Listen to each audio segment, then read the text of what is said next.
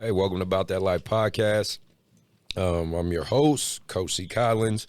Got a real good guest for you guys. Be sure if you are here on that YouTube algorithm, if this is your first time here, appreciate you supporting. Hit that like, subscribe, notifications. I got a great guest for you guys. We're going to get to that in a sec. Obviously, going to do a shout out to our sponsors.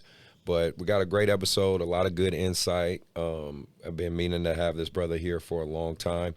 So just stay tuned, watch the intro, stay here and support, and do the HBO special, help a brother out, and I appreciate you, and God bless.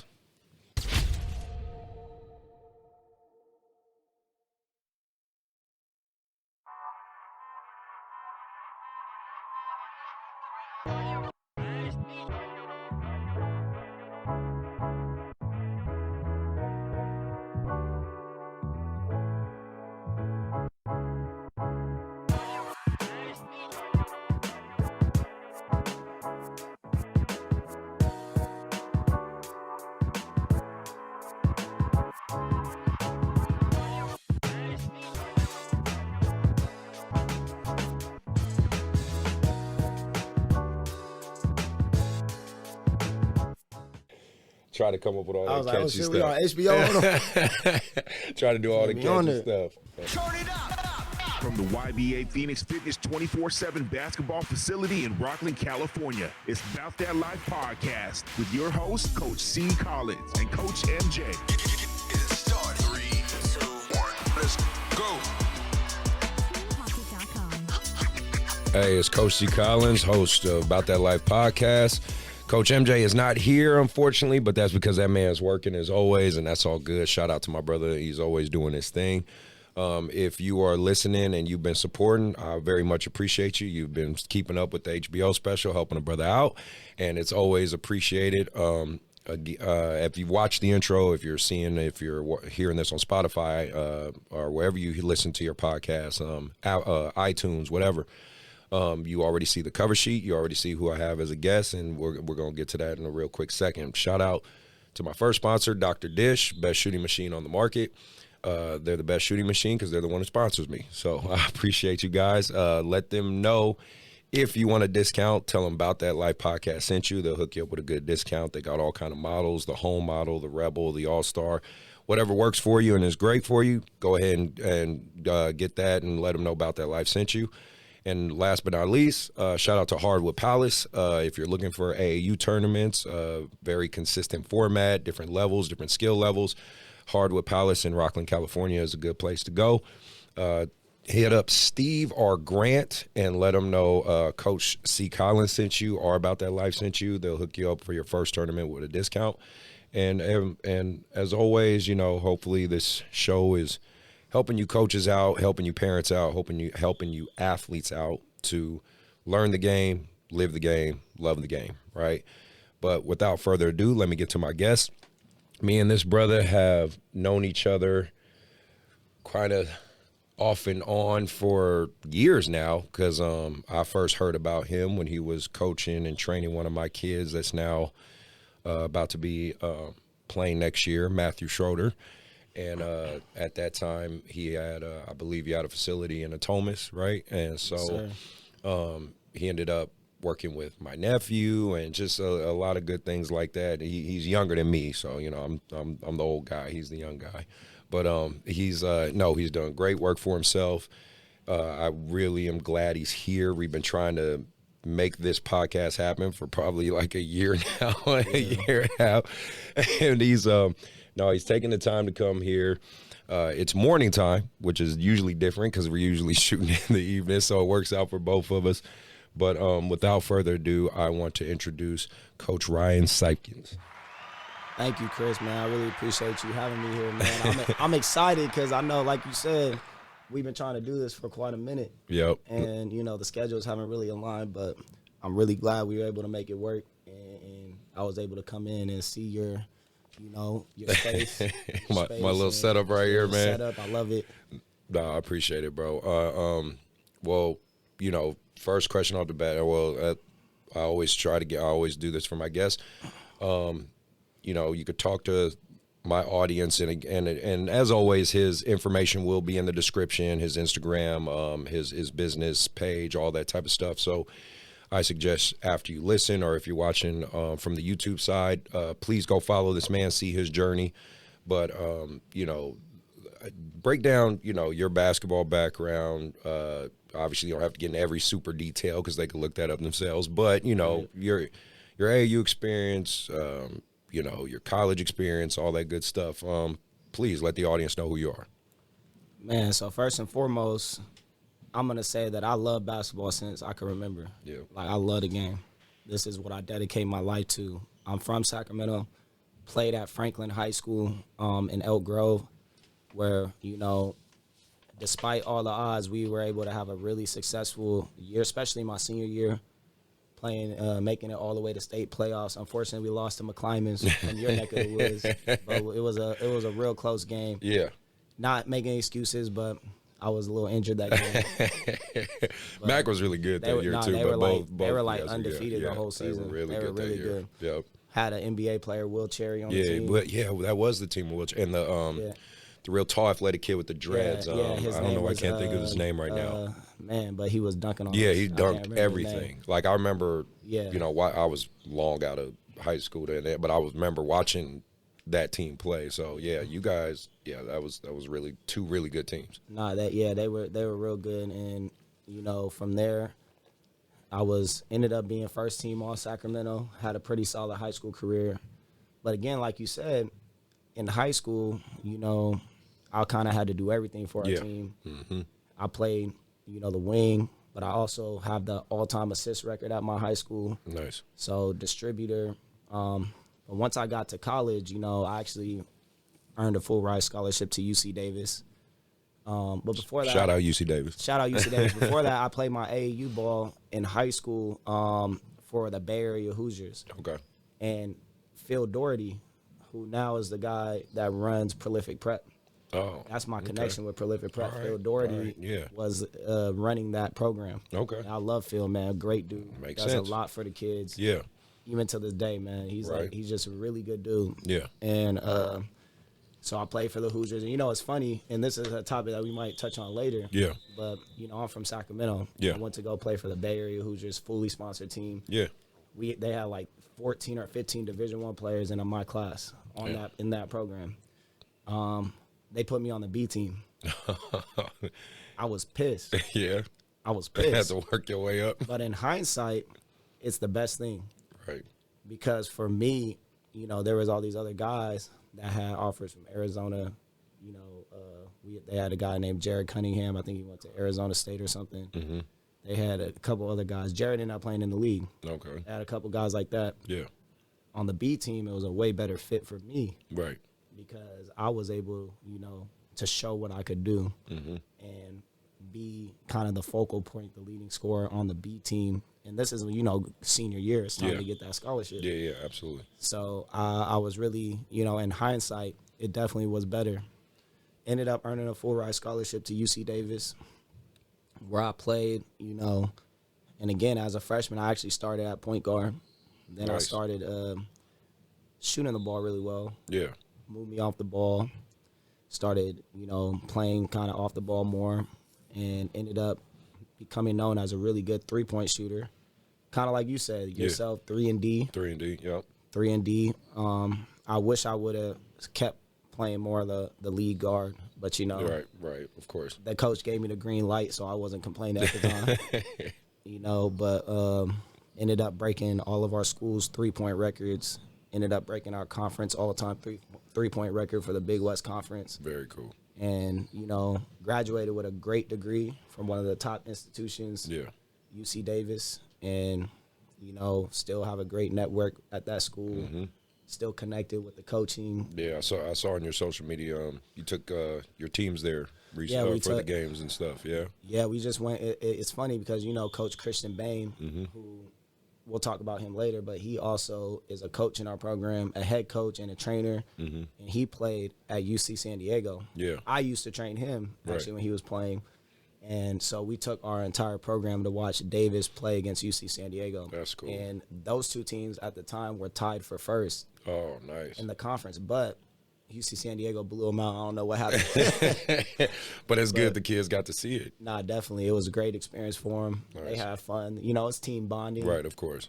And they got to do that. So from there, I went on to play overseas. I played in Japan. Okay. Lived right in the middle of Tokyo, which was a crazy experience. Right. Probably could have been a little more focused. But You young and you hooping, man. Hey, You help it. I definitely enjoyed my time there. I also played in Colombia, in South America. Yep. And then, you know, it's funny because my boy, one of my good friends, his name is Kyle Oddister. I grew up playing with him my whole life. Also a great shooter, really high-level shooter. He played at Cal Poly, San Luis Obispo. Nice. So I played against him in high school. Yeah. Rio Americano, played against him in college. Yeah. Played with him in middle school AAU. And, you know, his mom has English citizenship. Yeah. So after he graduated, he went over to the UK and was playing out there. Yeah. And was also going to school, getting his master's.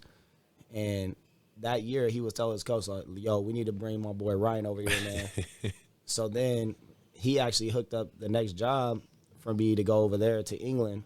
Oh, wow. And I was going to go play with him. All right. And they had just won the championship there as well. Yeah. But I ended up turning it down because I had the opportunity to coach at Prolific Prep and be the skill development trainer.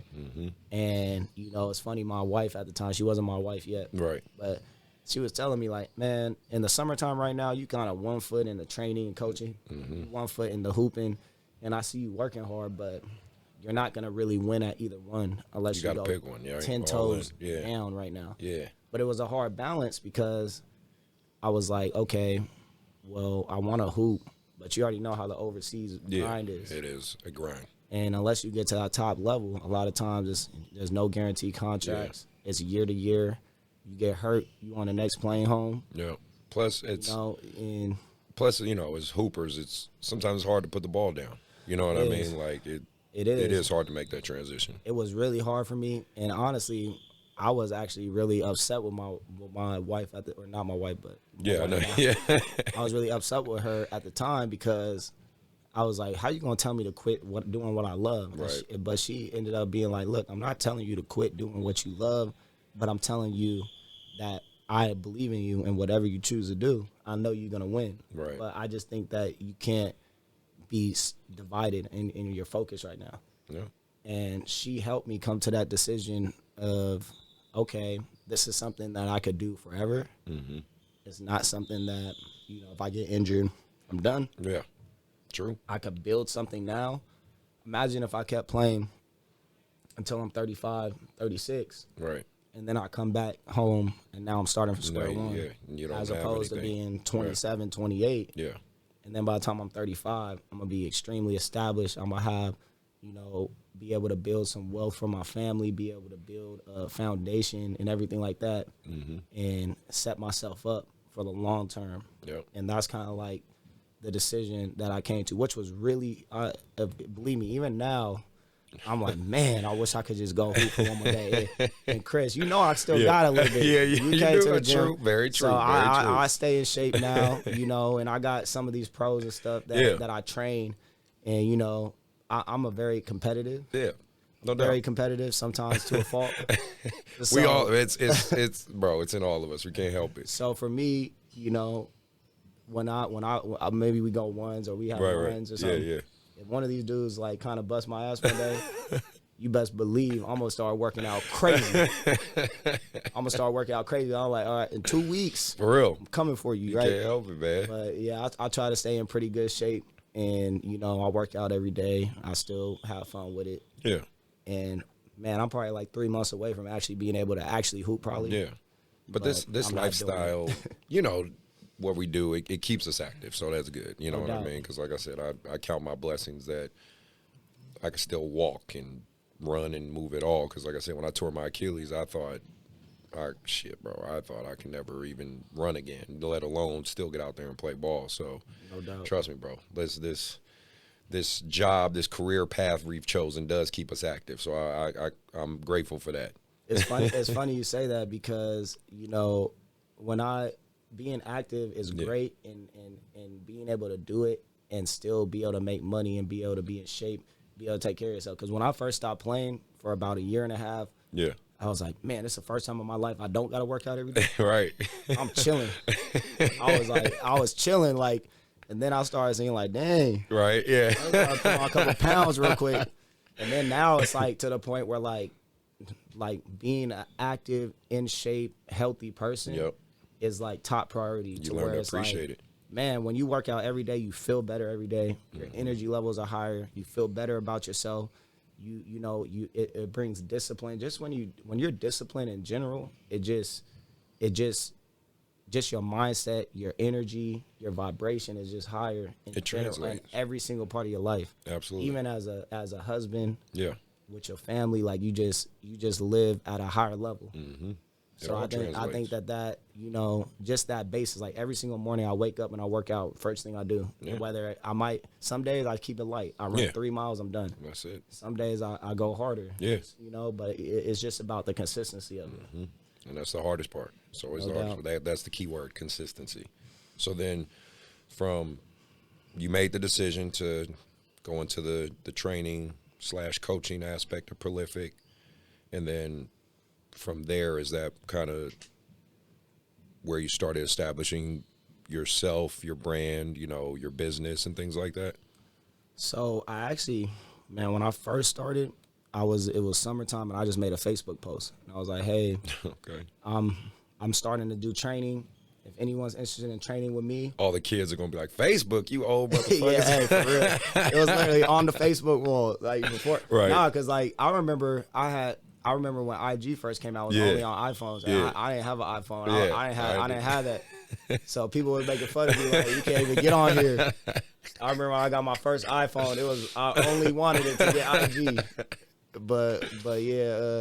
But now I was on Facebook, and you know, because I know like some of the people I grew up with, their parents, and you know, like actually my first client was this guy who used to be my older brother's elementary school basketball coach. Okay.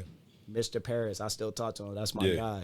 And he was like my first client ever. As soon as I put on there, he said, "Oh, I love that my son come and working with you." Yeah. And he used to get me in. He still worked at an elementary school, like way out in Wilton. Yeah. And I used to drive to Wilton, Wilton, get into the elementary school gym. He was my first client. That's what's up. And then I was just working him out. And then, you know, it's just funny how when you do great work, then you get results. One person tells one more person. Yeah. And they tell 2 people. And they tell 4 people. Word of mouth and is slowly a powerful but surely, you know, we started growing the clientele. I was training people anywhere, you know, when you start. I was at CalFit. Yeah. I was at elementary school playgrounds. Mm-hmm. We was at, you know, 24-hour fitness. You have a duffel bag, and that's your equipment, and you take it where you need to go. And then the dude over there at the church off of by Massey Court. What's that church called? South Sac off of Mack Road. They have the King's Court in there. I know what you're talking about. I can't think of the name. I know what you're talking about. So I started training people in there, and they used to have like this yellow court. It was ugly. And I started training. They was helping me out though. Like, I really appreciate them because they helped me out. They gave me a space to kind of grow. Yeah. And then from there, you know, I ended up going over there where Coach Dre, which is next door where we're at now. Yeah. And I leased a half court from him, like sublease from him. Yeah. And I was able to really build my business there. So shout out to Coach Dre Woolridge, man. He helped me out and gave me a space as well, right, to be able to help grow and cultivate my vision. Yeah. And you know, anyone that ever gave me an opportunity like that and allowed me to have a space, because that's one of the hardest things in this game. Yeah. Consistent space to do what you do, right? Yeah. And, you know, because, you know, it's expensive. I know you know. Yeah. So it gets expensive, but being able to have a consistent space to grow your business, to grow your brand. And, again, I always tell people like this. At Touch Shooting, we're result-oriented. Mm-hmm. Everything we built, the reputation, the brand, all of that, it starts with the results. Very true. Very word of mouth. Yeah. Right? And that's what we're all about, like making sure that the quality of what we're doing, the training, the teaching, the coaching, and not just the basketball side, but like you said, the things that translate beyond basketball, that go beyond the game. These are life skills. That translates to life and translates to everything, really. And just habits, like discipline, like all those things, you know, and being able to get those results consistently. Yeah. Well, And that's kind of what we really been able to build. good. Now we went to Natomas. Yeah. That's our first facility. We Yeah. were able to get our own floor and everything like that. Yeah. And then COVID hit. So I know. Yeah. that was kind of, That shifted a lot of things. it for was sure. a hard time because, Yeah. you know, we had to shut down. Hey, you can't operate. You can't pay that overhead. Yeah. So we had to shut down, put our court in stores, put everything in stores for like a year. And then we were able to find the space we're in now. Mm-hmm. And, And you've turned that space into your own. You definitely have. yeah, we have. And it's going, you know, it's great. It's a lot of work, but we're growing every month. We're growing. We're growing now. We're trying to grow, add more trainers. I think one of the biggest things for us, like we said, we're result oriented. So for me, we're trying to create systemized ways to make sure that anyone that we bring in to touch shooting as an instructor or a trainer, that we can properly train them Yeah. so that we can keep the level of the training and the instruction at a certain level. Yeah. And also consistency. So it's not just like you could be coaching a concept in basketball, and I could be coaching the exact same concept, but we might be using different terminology, Yeah. right?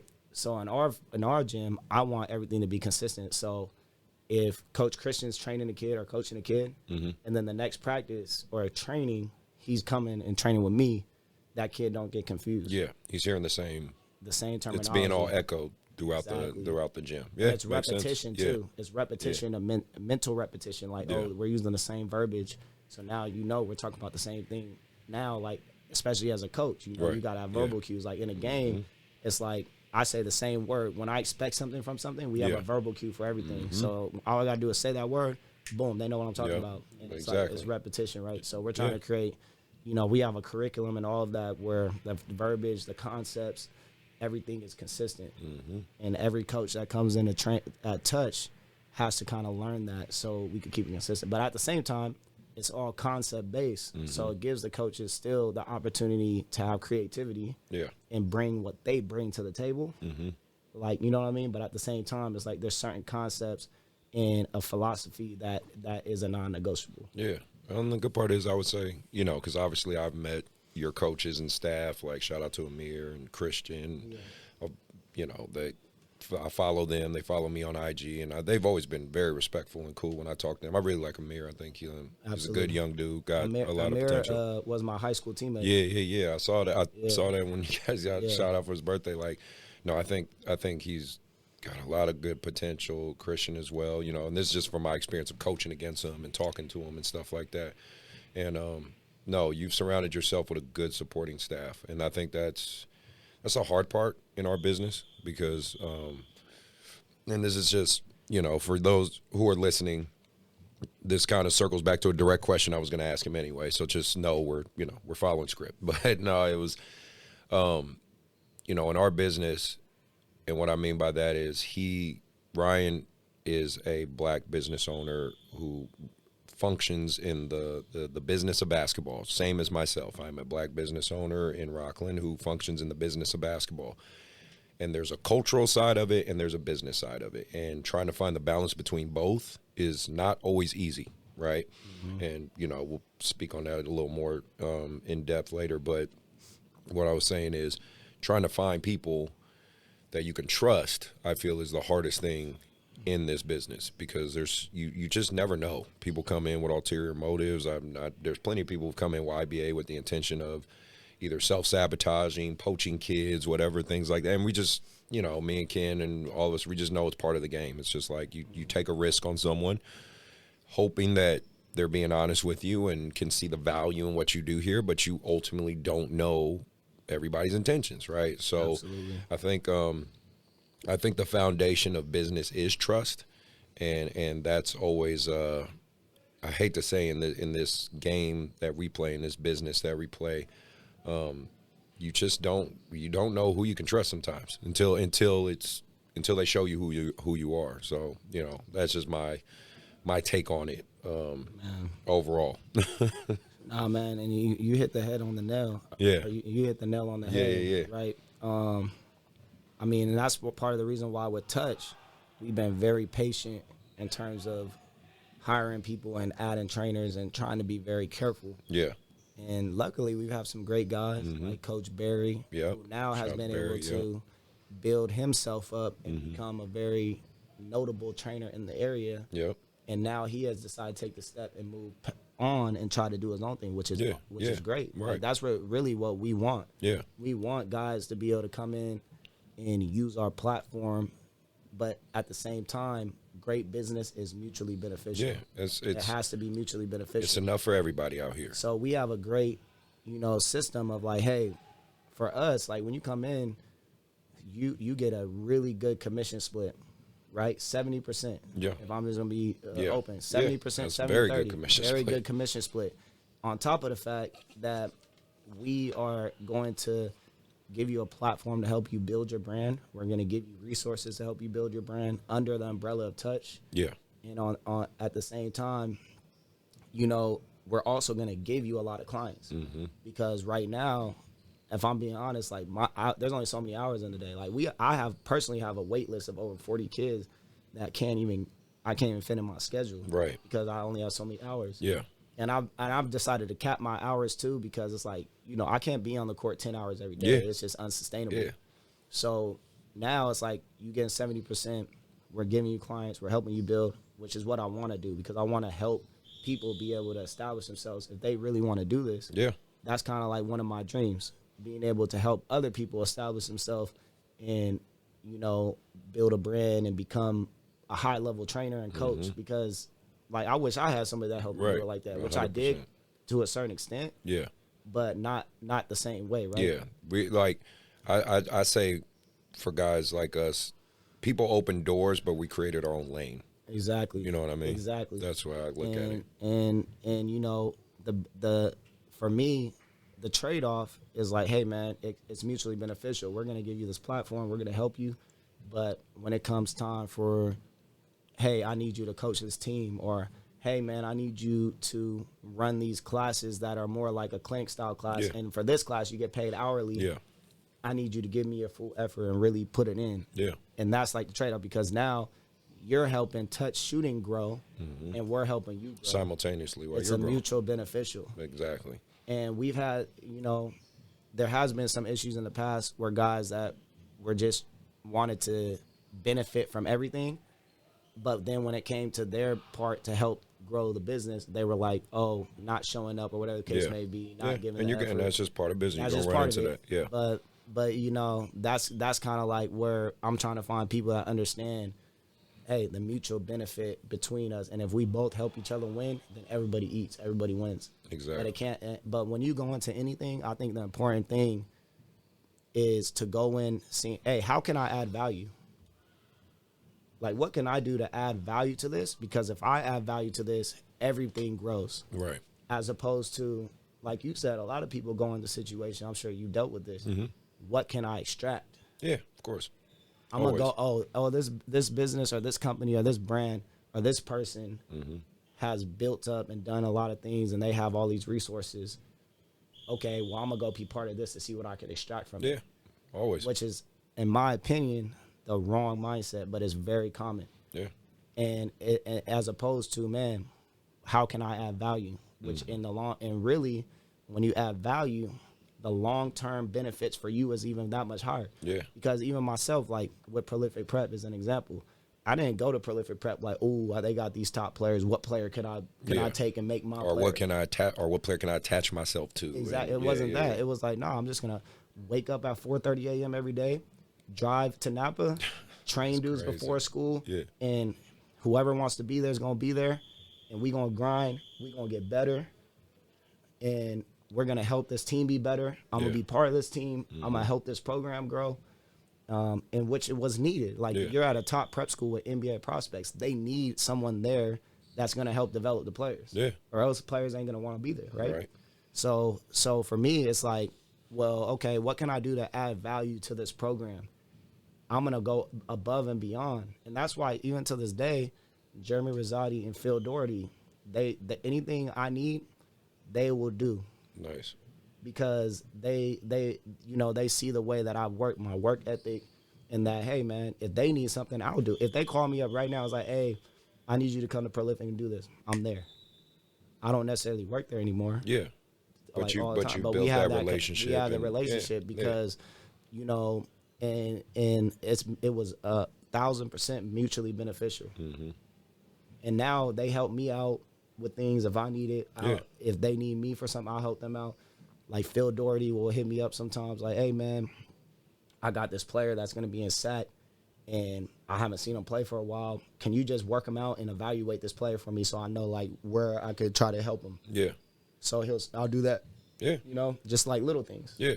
But it's all about the relationships and partnerships and things like that. That's how me and you got closer. You know what I mean? Because, again, from last year, for those who might know, but if you don't know, me and him worked together.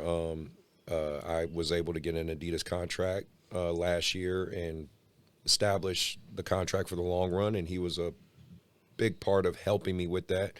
But at the same time, I was able to help him because I gave his kids a platform and a chance to go at their level and a coach, introduce you to Coach Sam. And shout out to Sam, my shout dog. out to Sam, man. Yeah, exactly. Great dude, great coach. Like, it's all about the relationships, you know what I mean? And through the course of that journey, I would like to think me and you gained a great mutual respect and understanding of where each other both come from, you know what Absolutely. I mean? And it's like... And not to mention, both of our teams were able to be really successful. True. And go to that. Made it to Rock Hill.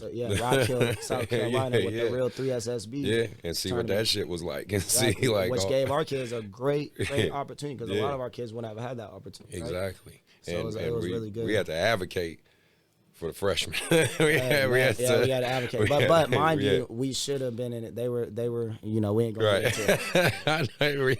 Exactly. All I'm going to say is that according to the rules. Right. But you know how that goes. Yeah, man, but we made it, and we were the very, very, not too many NorCal teams, period, made it.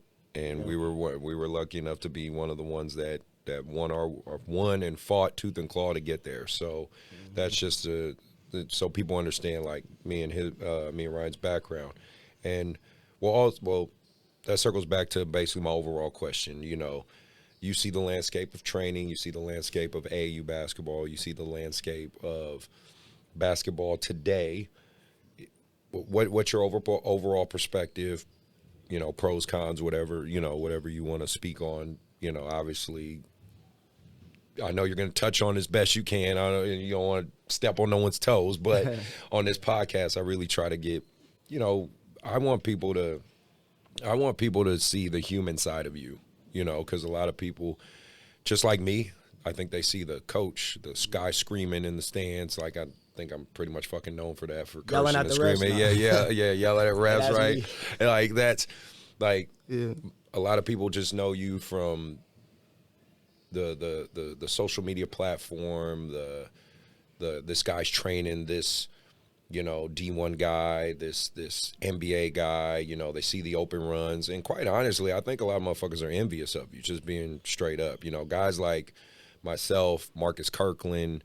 Shout out Marcus. Yes. Hey, I just want to shout out Marcus because one thing with Marcus, man, he's so loved. Yeah. Like, crazy since I first met him, which was like when I first started training, he had hit me up like, yo, keep doing what you're doing. Yeah. Then he started, like, even Keegan. Yeah. He's the one that he was Keegan's pretty much brother-in-law. Yeah. He's Keegan's brother-in-law, and he was like, hey, Keegan, you need to go work with this guy because this guy can help you. And and it's like nothing, no ego, nothing about himself. Marcus is one of the most selfless people. Man, he gonna do whatever is best for that person regardless. It don't have nothing to do with him, which is like, is rare. It's rare. And like me and Marcus, people see us on social media talk shit to each other all the time, right? And he'd be laughing. We both laugh about it because people are like, he'll have people hit him up like, man, I don't fuck with that dude either. And Marcus is like, bro, he's my dog. Boy, he's my best friend. Like, we just fucking around with each other. Like, that's my dog. What you mean? He would take people it are so quick to start talking shit for no reason. It's like, why? Like, you don't even know this dude. Yeah, and that's part of that's part of the reason why I have guests like my last guest was Sean Chambers, right? And Sean, legend. He gets a lot of backlash, and Sean's I mean, look, you gotta, if you want to be successful in this business, in this game, you do kind of have to have a headstrong, an edge. You got to have vision, right? And everyone's not going to share in that vision, but it doesn't mean that their vision is downplaying yours. It's just ours. It's just our individual vision that we're trying to create and make to fruition. So I think a lot of people just don't know this side of you. So that's why I kind of create this platform and invite people on this show to have a chance to humanize you, and hopefully they listen to this or see this and go, oh man, I've never seen this dude, but I seen that episode and yeah, he seems like a great guy. You know what I mean? Like that's overall. No. So just circle back to my question, like just what's your overall perspective when it comes to this AAU world, right where it sits today? That's a loaded question. A little bit. Hey, yeah, it is true. It is a little bit. Man, to be honest with you, if I'm being completely honest, man, I never, ever, ever wanted to do AAU. Okay. I didn't. And I love development. Like, even as a player, I realized that one of my favorite things about being a hooper was the grind, the summer grind, waking up in the morning hooping, going running ones with the homies. Doing open runs, all that shit. Open runs, hooping, talking shit. Yeah. You know, like just the culture behind it. Like absolutely. the culture. Like, that's what I really love. I love putting in the work. I love getting shots up. Like, I'm a real shooter. Yeah. Like, true. Hey, I'm not arrogant or cocky. No, you are. Day, I played open run against you. Like, numbers I know. Numbers don't lie, right? So like, but the reason why I became a shooter like that is because I really love that shit. Like, it's therapy. Like, every single day, like, I put shots up. Yeah. Like, there's no, like, if I didn't get shots up, I felt weird. Yeah. Like, literally, it was just like that's what I did. Ray Allen was like that. Yeah, like, even if it's like, man, if I'm dead tired and even after games, I would go, hey, 30 minutes. Let me get some reps up. Yeah. After practice, before practice, 30 minutes. But people don't realize that 20, 30 minutes adds up. It does. And if you do it every single day, you know what I'm saying? It's consistency. Yeah. So ultimately, like, that's what I really love. So I didn't really want to do AAU because I saw the culture. I saw, like you said, it's just, how do I say this diplomatically? So what I see is that a lot of AAU programs are more so about building up the program or building up the coach's pedigree versus what's really best for the kids. Okay. You know what I'm saying? It's fair assessment. So, fair answer. In which I get, because at the end of the day, everybody wants to have their program be the best program. Everybody wants their brand. I do too. Yeah. So I get that, right? Yeah. Like, we all should want that. But in my opinion, there's a way to go about that still puts the kids first and what's best for the kids first. And that's one thing that's kind of like our mission with my program with Team Touch is that, hey, we're going to, and this is something that I saw because I was training kids. Like, for example, when I was first starting, there's one kid in particular, Ben Roseborough, who you know. Yeah, of course. And I saw that, he was playing for a bunch of these different teams. But I was training him, and I was really, we were training high-level concepts at a younger age, pro-style stuff, reads, habits, right? It's about habits. And he was playing for all these different teams, but wasn't really being coached. And he was getting bad habits. Yeah. And he also there was no accountability because he's mind you, this is a kid that was windmilling in 8th grade, like, super talented, right? Trust me. He and everybody wanted Ben. Yeah, everybody wanted Ben. And so sometimes with kids like that too, the coaches are going to tell the kid what they want to hear and not what they need to hear. Yep. And there was a little bit of accountability with him. He was able to just do whatever he wanted. And he was so much better than all the other kids. Like, he would drop 40 points playing 50% effort. Like, literally. And then I'll be the guy that's like, bro, you ain't playing hard. Like, I'm getting pissed at him. Right. He's like, man, I have 40, man. I'm like, okay, I get that. Right. Yeah, exactly. But But you're seeing the bigger picture. But I'm seeing, like, okay, well, your dream is to get to the league or get to college, get to high level, whatever. And it ain't going to work because you're bigger, stronger, and more athletic than kids now. But once you get to a high level, everyone's going to be like that. Yeah. So what separates you, right? And I'm seeing that at a young age. Right. So if I'm being completely honest, Ben is like one of the main reasons why I even started Team Touch and started doing AAU. Okay. Because I wanted to bring these guys in and start being able to hold them accountable, teaching them how to play real basketball, how to play man-to-man defense, rotate, building habits, how to talk on defense, like the little things that these kids aren't doing. Speak on that real quick, just because JJ Redick's podcast had a big segment on that, and you just said it, so it just popped in my head.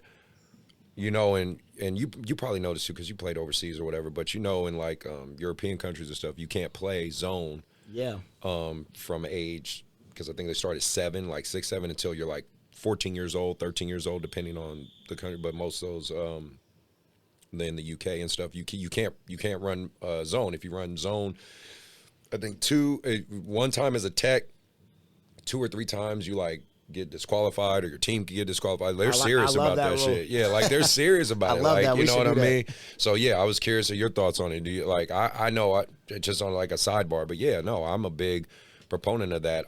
You know, JJ said it best. He said, you know, when you run zone against a group of, you know, 9-year-olds, it's a cheat code. Yeah, you know what I mean? They can't pass more than 10, 15 feet accurately. You know they can't shoot the 3 at a high clip. You know, if you just got a couple of kids, 1 or 2 kids that are extremely bigger, and you just sit them in the paint, and then you just have the other kids kind of contest and run around the ball, it's basically a cheat code to win. You're not doing nothing.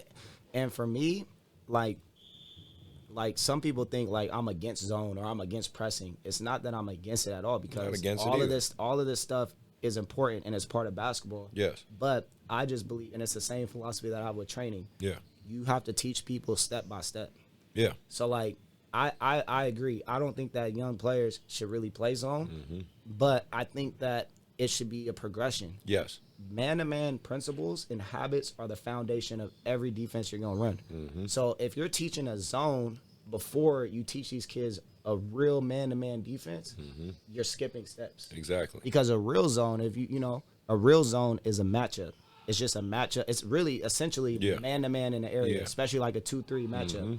It's a man-to-man in the area. The principles are the same. The ball moves, you got to jump to the ball. Yeah. You got to be on the help. You got to be in different talk. Positions, all that, yeah. You got to rotate, you know what I'm saying? And it's like you still have to guard a player. You're not just standing and guarding air. Yeah. And a lot of times, and you see it all the time, we play against these AAU teams, and they run a 2-3 zone the entire game, and the kids are just standing in a spot with their hands and up. They just move, like, shadowing the ball. And and it's not real. And then when these kids get to high school and you actually have to teach them a shell drill, they don't even know how to do a basic shell drill. What I was finding out is kids were equating shell drill thinking it was a zone.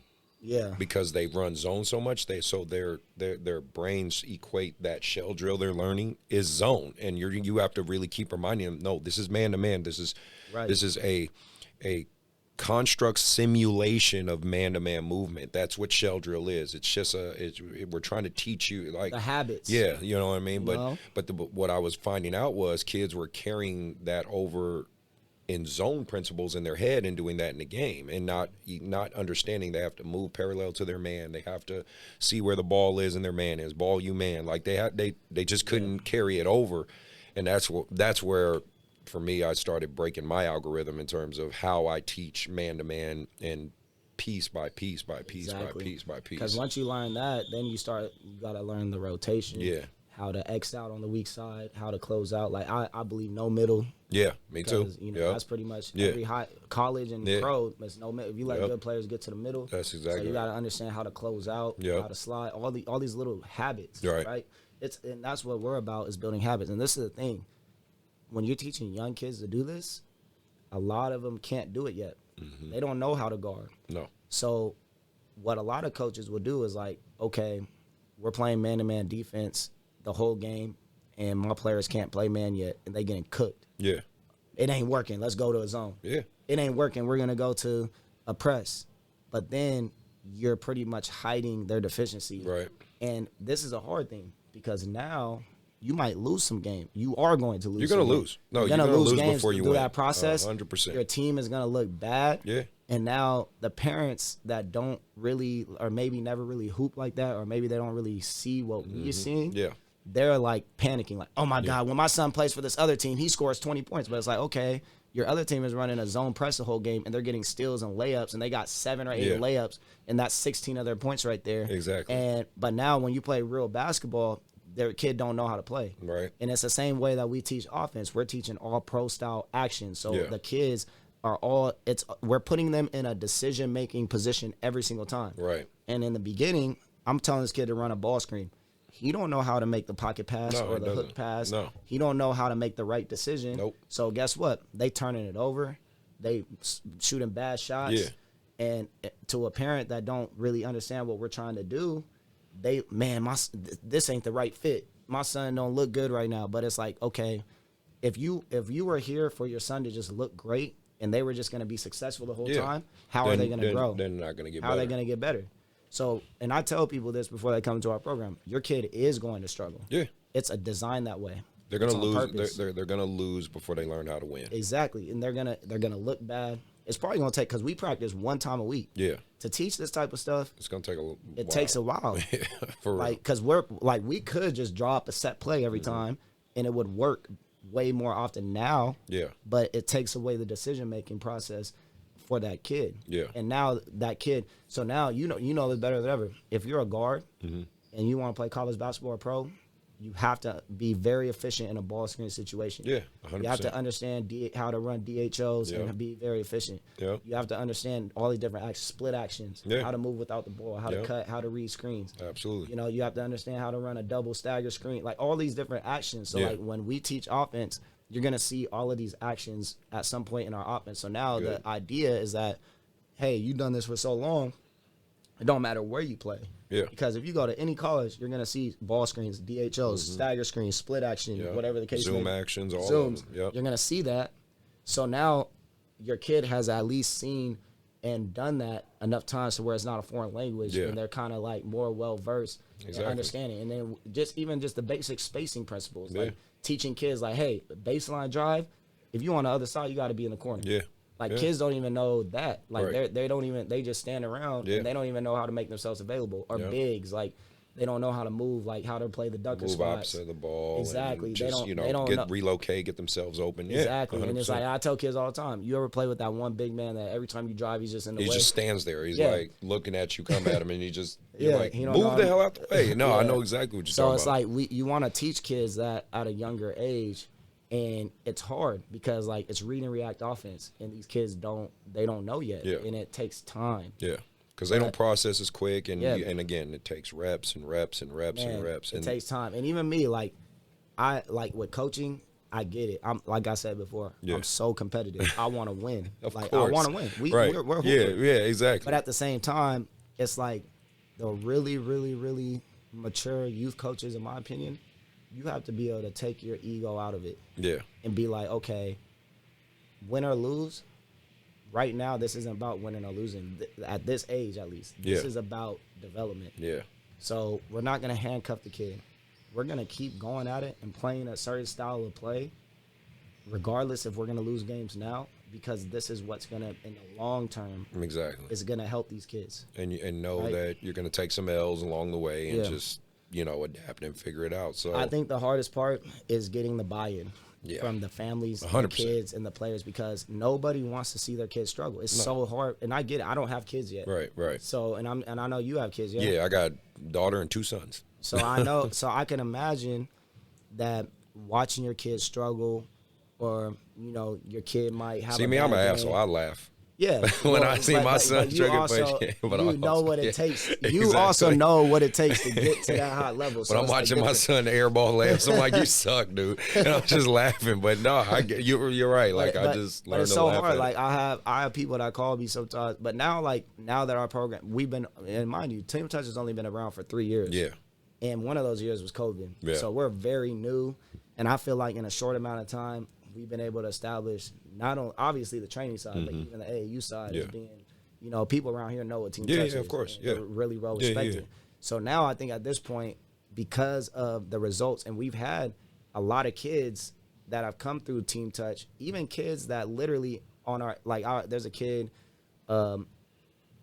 couple kids that were like not even getting minutes at all. on our team when they were in 8th grade, and now they're like the best player on their high school team. Yeah. Yeah. You know what I'm saying? And it's like that's just a testament, because I have a lot of people that tell me like, how can my kid develop if they're on the bench? But I'm like, at the same time, I get where you're coming from. Right. But at the same time, this isn't just a team where you're just sitting on a bench. Like, No. there's a reason why you're sitting on the bench. Exactly. And sometimes the bench is the best teacher. Mm-hmm. Even for myself. If my coach is yelling at me like, Ryan, you got to get to the help side. Right. But I stay in the game. Yeah. I'm going to be like, all right, bro. You're right. I'm going to keep Exactly. moving. But if now that, you if he sitting there said, and you like, fuck. if he like, you on a bench and I'm sitting on that bench for a minute, I used to be hot. So I get it. Like, I'm sitting on a bench, like my blood is boiling. Right, like, put me in the damn. but I guarantee you'll go weak side. But now. hey, guess what? When I go back in the game, I'm going to be on that helpline, and I'm going to exaggerate that shit. Yeah. And then I'm going to look at the coach like, I'm yeah, here. Like, leave me alone. don't take me out. I did what you asked. You know what I'm saying? And that's what I'm trying to get people to understand is like, that's what we should be telling the kid. Yeah. But We shouldn't go in the car and be like pissed off, like, yeah, your coach should have played. Like, and I'm gonna be real. Like, my dad's not gonna like that I say this, but I remember when I was young, sometimes my dad would do that with me. Yeah. Like I might not have the best game. He'll get in the car and be like, man, you would have had 20 if your teammate would have passed you the ball, or you would have if your Right. coach would have just left you in. But no. You need to be telling them, like, for me, I feel like it would have been more beneficial. And mind you, my dad was a very supportive, amazing father. What's your dad's name? His name is Jerry. He follows me. Yeah, my dad loves basketball, man. No, he He a did. Yeah, junkie. because I saw. Yeah. I just recently it said Jerry's. I was like, Yeah. and I looked at the picture and I said, oh, I was like, this got to be his dad. So That's my okay, dad, so yeah. that's what I thought. And shout out to him, man. Like you Yeah. just said, seems like a really good guy. Now, my dad, he loved the game, but that's just one thing that I think that, stop making excuses for your kid. Mm-hmm. Stop. You know what I'm 100%. saying? Like your kid is on an 8th grade AAU team and they're on the bench. They're not that good. Yeah, Like, and it's okay. yeah, bro. It's all I right. say- I say wasn't this that all good the time. either. Yeah, I say this shit all the time. And I had to learn how to earn it. yeah, I had to learn how to do. Some coaches are looking at different things. On another team, your kid might have 0 IQ and not know how to play, but they're long, fast, and athletic. So when you play on the team where they're pressing and trapping and gambling the whole It'll time, look amazing. They might look way better. Yeah. But on our team, you have to know how to play. yeah, And if you don't, you can't play. right, Because also it's about the culture of the team as a coach. yeah, Like, I can't play a kid that ain't doing what we ask. right, Because now none of the other kids are going to buy in because they're like, well, he don't do it. Yeah. And he playing. Why do I Exactly. got to do it? 100%. And it's like, and that's what people don't understand. Even if your kid is the most talented kid on the team, if they're not bought into what we're doing, you got to sit. And I think parents You know what I'm gotta learn to not take it personal too. Yeah. Because I think a lot of times parents, when we critique their kids, so I just had film the other day for my 8th grade and my 6th grade. In my 6th grade, they needed film. I needed them. I try to do film with my teams at least once a month, right? So we went to Vegas. They played against the number 1 team in the marquee circuit, I-5. And so we play them again this weekend. And so I showed them, like, this is what you're doing wrong, things like that.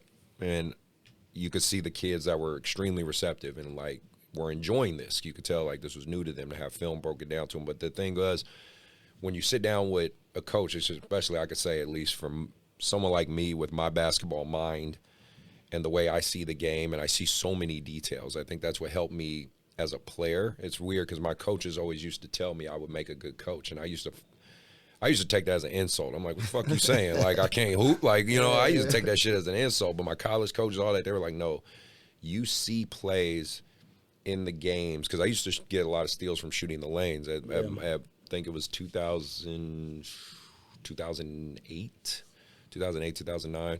I was number 2 in the nation in steals. But it wasn't because it was like I was on ball. I wasn't that guy that could just pick That was in college? Yeah, in college. So it wasn't the guy that could just strip the ball from was you. just playing Right? It was passing playing lane, passing anticipating lanes. the next pass. Exactly. And that's what they said, my coach told me, Coach Snellgrove, he was like, you're really good at seeing plays and things manifest around you. He was like, I don't think you realize. And he said, that's kind of what a coaching skill is, because you can kind of see things play out. And so in film, I'm breaking it down the way I see the game. Yeah. All these small details. And you could see some of the parents, I think we're like, they hearing the dialogue of how I see it, I think really, at some points, I think it offended them because they were like, wait a minute, like, because they felt like I'm picking on their kid. But at other points, I think there was some acceptance of like, oh, I didn't think of it that way. I didn't think of the way this guy sees the game and see it now, because,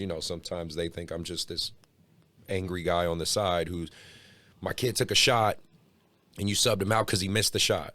No, I didn't sub him out because he missed the shot. Selection. Yeah, it's like it's a couple of things. The shot selection, his body language after the shot. Did he get back? Did he rotate on weak side correctly? Is he sitting on the right on defense? Is he making sure to V cut, L cut when I call the next play? Like I'm looking at all those things in like 2 frames. Yeah. And if I'm getting no, okay, yeah, someone's got to sub him out. And the other thing too is what I notice is like, I have parents tell me, like, my son didn't get scored on one time. But it's like they don't realize, it's like, no, your son gave up the middle drive that led to the kick out. Now we're playing off a closeout that led to the layup. But you think that kid got scored on and wasn't your kid, but really your kid is where it broke down. What Two exactly? passes before the play happened. Yep. Right? And that's where, sometimes it's like, that's why I think, and I hate to say this, but parents got to be parents. Yeah. Coaches got to coach. Yeah. And let's do our job. Leave it at that. And if you don't like the coach, then go to another team. And that's your choice. But at the end of the day, like, stop trying to be the coach if you're a parent. And that's because it hurts the kid. You know what I mean? And so, like, for me and you, right? For instance, we coach some of the same kids, like Braylon's with you now, and Cam, he's with you, and Dev, heal up. I know you're hurt right now, and most of these kids, Braylon's hurt too. Well, yeah, Braylon is hurt. Yeah, you're right, his ankle. Like, so most, what I tell a lot of the parents and stuff, most kids nowadays are going to play for 2 teams, which is totally fine with me. I think 2 teams is enough. I don't think you need 4, 5, 6. This is a crazy amount. You see some of these kids just have 6 different jerseys on, you know what I mean, which I think is too much. But, 2 different teams, 2 different voices, 2 different systems. There's no problem with that. And there's not as much confusion. Yeah, exactly. And what I want to say is, I think the way me and you handle things is based off of mutual respect. There's a lot of AAU programs and people out there that don't have that. Yeah. And I think that because and this is so for the audience and just so you guys understand, at the end of the day, me and him are quote unquote competitors on the business side. He has his business to run, I have my business to run, and our customer base is overlaps. Overlaps. They overlap. That's just what it is. You know what I mean? It's Walmart and Target are competitors. 2 different lanes, of course, but they work together. Exactly. That's what I'm saying. But they work and that's what y'all need to understand. The relationship between me and this man is, we understand, yes, our businesses are going to compete to a degree at some point. For sure, when we're playing against each other, that's direct competition. That's the game. But, just because of that doesn't mean you can't have a friendship, doesn't mean you can't have respect, doesn't mean you can't even communicate about certain things and talk about certain things, because it's like, for instance, and I won't get into too many details about everything, but like, he can call me about a parent or a player the same way I could call him about a parent or a player, right? He could say, hey, tell me about this kid, or tell me about this player, right? Like, which we've done. Yeah. And it's because overall, I think of him as a friend. I just want to put a message out there for a lot of you AAU directors, trainers, and other people. Things are so much easier for you and so much better for you if you try to approach the relationships with your peers in that same light, with that same respect of understanding this man's trying to eat just like me, but we both have the same love and passion for the game, and 100%. we both are good at what we do. It's okay to acknowledge that, hey, this man's doing his thing. He's doing a great thing, and he's doing a great service for these kids, and vice versa. Too many of you guys out there, not to get too damn preachy, but too many of you guys out there got to stop with the I got to be better than this person. I got to be better than that person. It's okay. I look at it, I make it adjacent to like I see my dog back there with the amen. Yeah. Amen. Yes, Shout sir. out to Yoad. Like, no, I mean, I make it adjacent to like, I don't know if you want to call it. I mean, this is an extreme example, but like a Kanye West, Jay-Z. Obviously, we ain't Kanye and Jay-Z, but I'm just saying, like, Couple billions less. yeah, right, exactly. Like, it's just they're both amazing at what they do, but they're both in their own lanes. You know, obviously Kanye's an extremist and whatnot, but you know, they're both in the music industry. They're both in their own lane, but they're both finding success. No doubt. I love Kanye, but he's making it hard, man. Yeah, I'm telling you, man, Kanye kills me, bro. I love him though. For real. Come on, bro. You gotta, chill out a little bit. So I just had to say off that side tangent because. But let me add to that because, and I know you remember this, but when we first announced that we were gonna work together, bro, I had a number, and I know you did too. Yeah. Literally hit me up like, "Oh, be careful working with that dude. I don't know." And I'm like, "What? Do you even know him?" Yeah. Some of these people don't even know you. I know. You know what I'm saying? And they it's don't like, know and you. it's just like, why can't two black men that are doing great things in the community and really care about the kids come together and work together? Just because have our own things. Yeah. At the end of the day, I'm doing this for the kids, and so are you. Yeah. So if we have something that makes sense, that's gonna help the kids. Yeah. What's wrong with coming together and do that? But that's part of the issue that you're talking about is that. We could get into that. That's a whole nother conversation. That's a whole nother That's episode. a whole nother Yeah, conversation. yeah, exactly. But because you and I both know where that stems from, right? Yeah. And where that comes from. And it's deep rooted, right? But at the same time, it's like, that's why I try to be an example of, hey, man, we can work together. We could do things together. We could do positive things. And we did. It could be mutually beneficial, like I said, and like we were talking about before. It wasn't me trying to extract the platform that you had to go play on the goal. Yeah, and it wasn't me trying to take some players from Exactly. you. It was like, no, we both you have this and I have this, and together it works. So let's make it boom. And I just and, wish. and it's mutual respect, Bro. And it's like, bam, now we did something better for the community and for the kids. The kids grow. Those kids got a great opportunity. Yeah. And that's what it's all about. And we'll probably do something like that in the future, but. That's why when we did last year, I was just saying, I remember we had those conversations. I said, man, I just want to set the example. I mean, we can do something different, showing that, hey, two entities can work together for a common good, a common goal, right? Absolutely. Like, so, like, fast forwarding, like, just with our culture of AU basketball, all of it, and kids want to frame this question the right way. So, we know ultimately what it takes because we come from a place of knowing. We're not being ambiguous. We're not speaking in theory. You did it. I did it. We know what it takes. What do you think has kind of become this disconnect of, I guess, parent, player, and coach, where we can say, hey, you got to do this, you got to do this, you got to put in the work, you got to have the, tough mentality, deal with adversity, blah, blah, blah, blah, all the stuff all these guys are preaching. But the communication isn't getting through to the kid or the parent sometimes. Like, do you think it's our fault? Do you think it's just the culture of what it is nowadays? Because let's just be real, we're in a very sensitive culture where everybody's worried about their fucking feelings, and no one wants to hurt anybody's ego, or everybody's mental, everything is so soft right now. It's like I can't quite put my finger on how to fix it. I just know that it has to be fixed. So I didn't know if you had any thoughts or ideas about it. I mean, even like I remember when I was a kid, the adults at that time were saying, man, y'all a soft generation. Yeah, that's true. That is true. But now it's like, man, I thought we was. But it's because of these, I guess, man. No, it really love is. social media, it's a new world.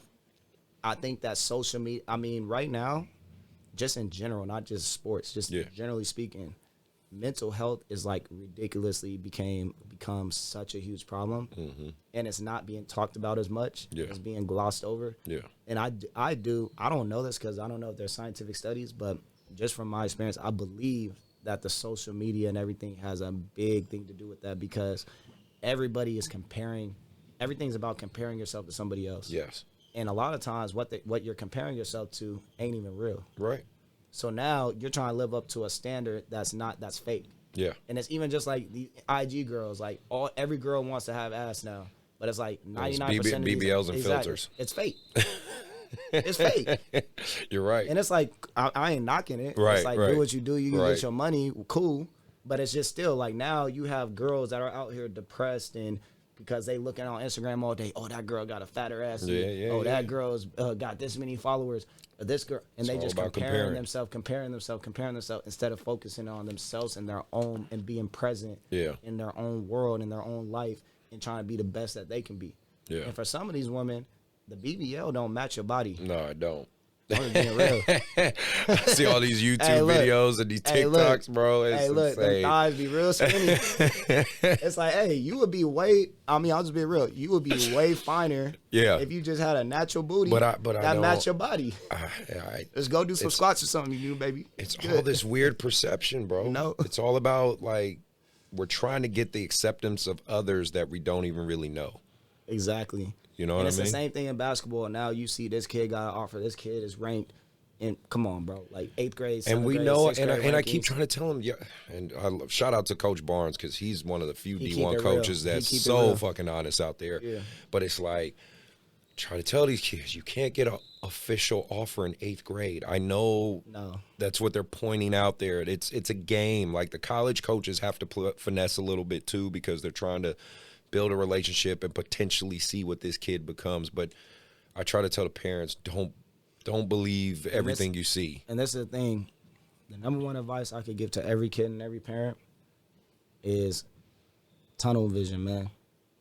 Just focus on the work every single day. Yep. Focus on getting better every single day. We see it all the time. Everyone focused on, again, the clout. Getting a viral IG video. Mm-hmm. I got kids that's trying to get NILs and they don't even have a scholarship offers. Like, dude, just get better every day. Yeah. Focus on the work. Make your lifestyle of discipline. Build good habits. Work on your game. Yeah. Be a great citizen. Be a great teammate. Yep. Do those things, and everything else is going to take care of itself. But when your focus is, oh, let me go to this big tournament and this big tournament, I'm going to go to this tournament, I'm going to go to this camp, I'm going to get recognition, I want to get ranked. Like, I have parents come up to me and ask me, like, hey, coach, so can we start playing in tournaments where my kid can get ranked? And I'm like, what? I'm like, you guys think about this the whole wrong way. Team Touch ain't about that at all. Yeah. We're about development. Right. Matter of fact, we going to lose games because we're about development. Right. And if we was just about no names, but there's a lot of teams in Sacramento and other places that are just going to recruit the top players to come play for their team, the most athletic guys, maybe holdbacks, just so they can win games. Now, every tournament you see the team, they're going to have different players. Yeah. And it's like, that's cool, and I'm not knocking it because, okay, great. That's but just at not the end that's of the not day, our business model. You're not developing when you do that. So, like, that's cool, but that's not what I'm about. I'm a developer. Yeah. I like helping. I like teaching. I'm a teacher, you know? And I like teaching and helping kids get better and giving them game. Yeah. You know what I'm saying? And that's really the value because that's what they carry with them for the rest of their life. Whether they won a tournament in 8th grade, ain't nobody going to remember that. I can't even remember a tournament I won in 8th grade. Bro, I can't remember any of my I don't remember none of it. No, I just had to add that in there. No, like, no, you're right. Like, I mean, that's the reality of it, bro. And I know I remember I did that brief video on Instagram talking about the different directors and formats, right? You have the developer, the businessman, and the recruiter, right? In terms of the AU coach director, and those roles intersect. I even said I think so those roles intersect. Sometimes you got to be a businessman, sometimes you got to be a recruiter, sometimes you got to be a developer. But you have to individually know what is your purpose, right? I tell people, this is an analogy I always use with my teams. I say the goal is to win. That's the goal, but the purpose is to develop. Right. So, like, when we're in the game, my goal is to beat my opponent and then teach in the process while we're teach that competitive. right. Of course. But the purpose is to develop, right? love that. I said, I might steal that from you. oh, please do. You know, the like best that. coaches steal. Best coaches steal, right? So, like, I think a lot of AU coaches and directors have that flipped. Definitely. You know, their purpose is to win, right? Absolutely. Their purpose is to win. The goal is to develop, because, of course, I've rarely seen a coach be that transparent, especially in this AAU youth side. Be like, all I give a fuck about is winning. I've never heard a coach. They don't say it, but their actions speak it louder. Exactly. They'll. I don't care about winning at all. I just want to develop. But then you notice like you said, they're getting the best kids. I would say oftentimes these coaches will literally pay for the kids, pay for the tournaments. They pay for it. And the other thing is that what I don't like too is like maybe they have a kid come to their team, and that kid has a bad tournament, and then they get rid of him. Right. And it's like, okay, one tournament, and this happened to kids. This happened one time to Kevin Hop, who's a hell of a player. Yeah, hell yeah, he is. But he's a small kid. Yeah. And he didn't even have a bad tournament. They just lost. And he actually played good. Yeah. And they still got rid of him because they lost, and they were like, oh, but what does that tell me about the program? They have to win. That's all that matters. That's all that matters. Which I understand, because this team was a circuit team, and the circuits, they want you to win. And that's part of the culture that breeds this, which is like, I understand it, because that's basketball. Everyone wants to win. If you have these shoe companies are paying your team money, hundreds of thousands of dollars, they want you to win, right? There's a certain expectation, which is like understood. And in high school, I understand that more. Like once you get to like the major circuit, like Adidas, EYBL, now that level, it's like, okay, you got to win. Yeah. But again, that's because that's a different. Yeah, when you're like animal. ninth grade, and mind you, this was a ninth grade team at the time. When you're like ninth grade and younger, it's like it definitely got to be about development. Yeah, it has to, or else you're not. I mean, I just personally, I just don't get it.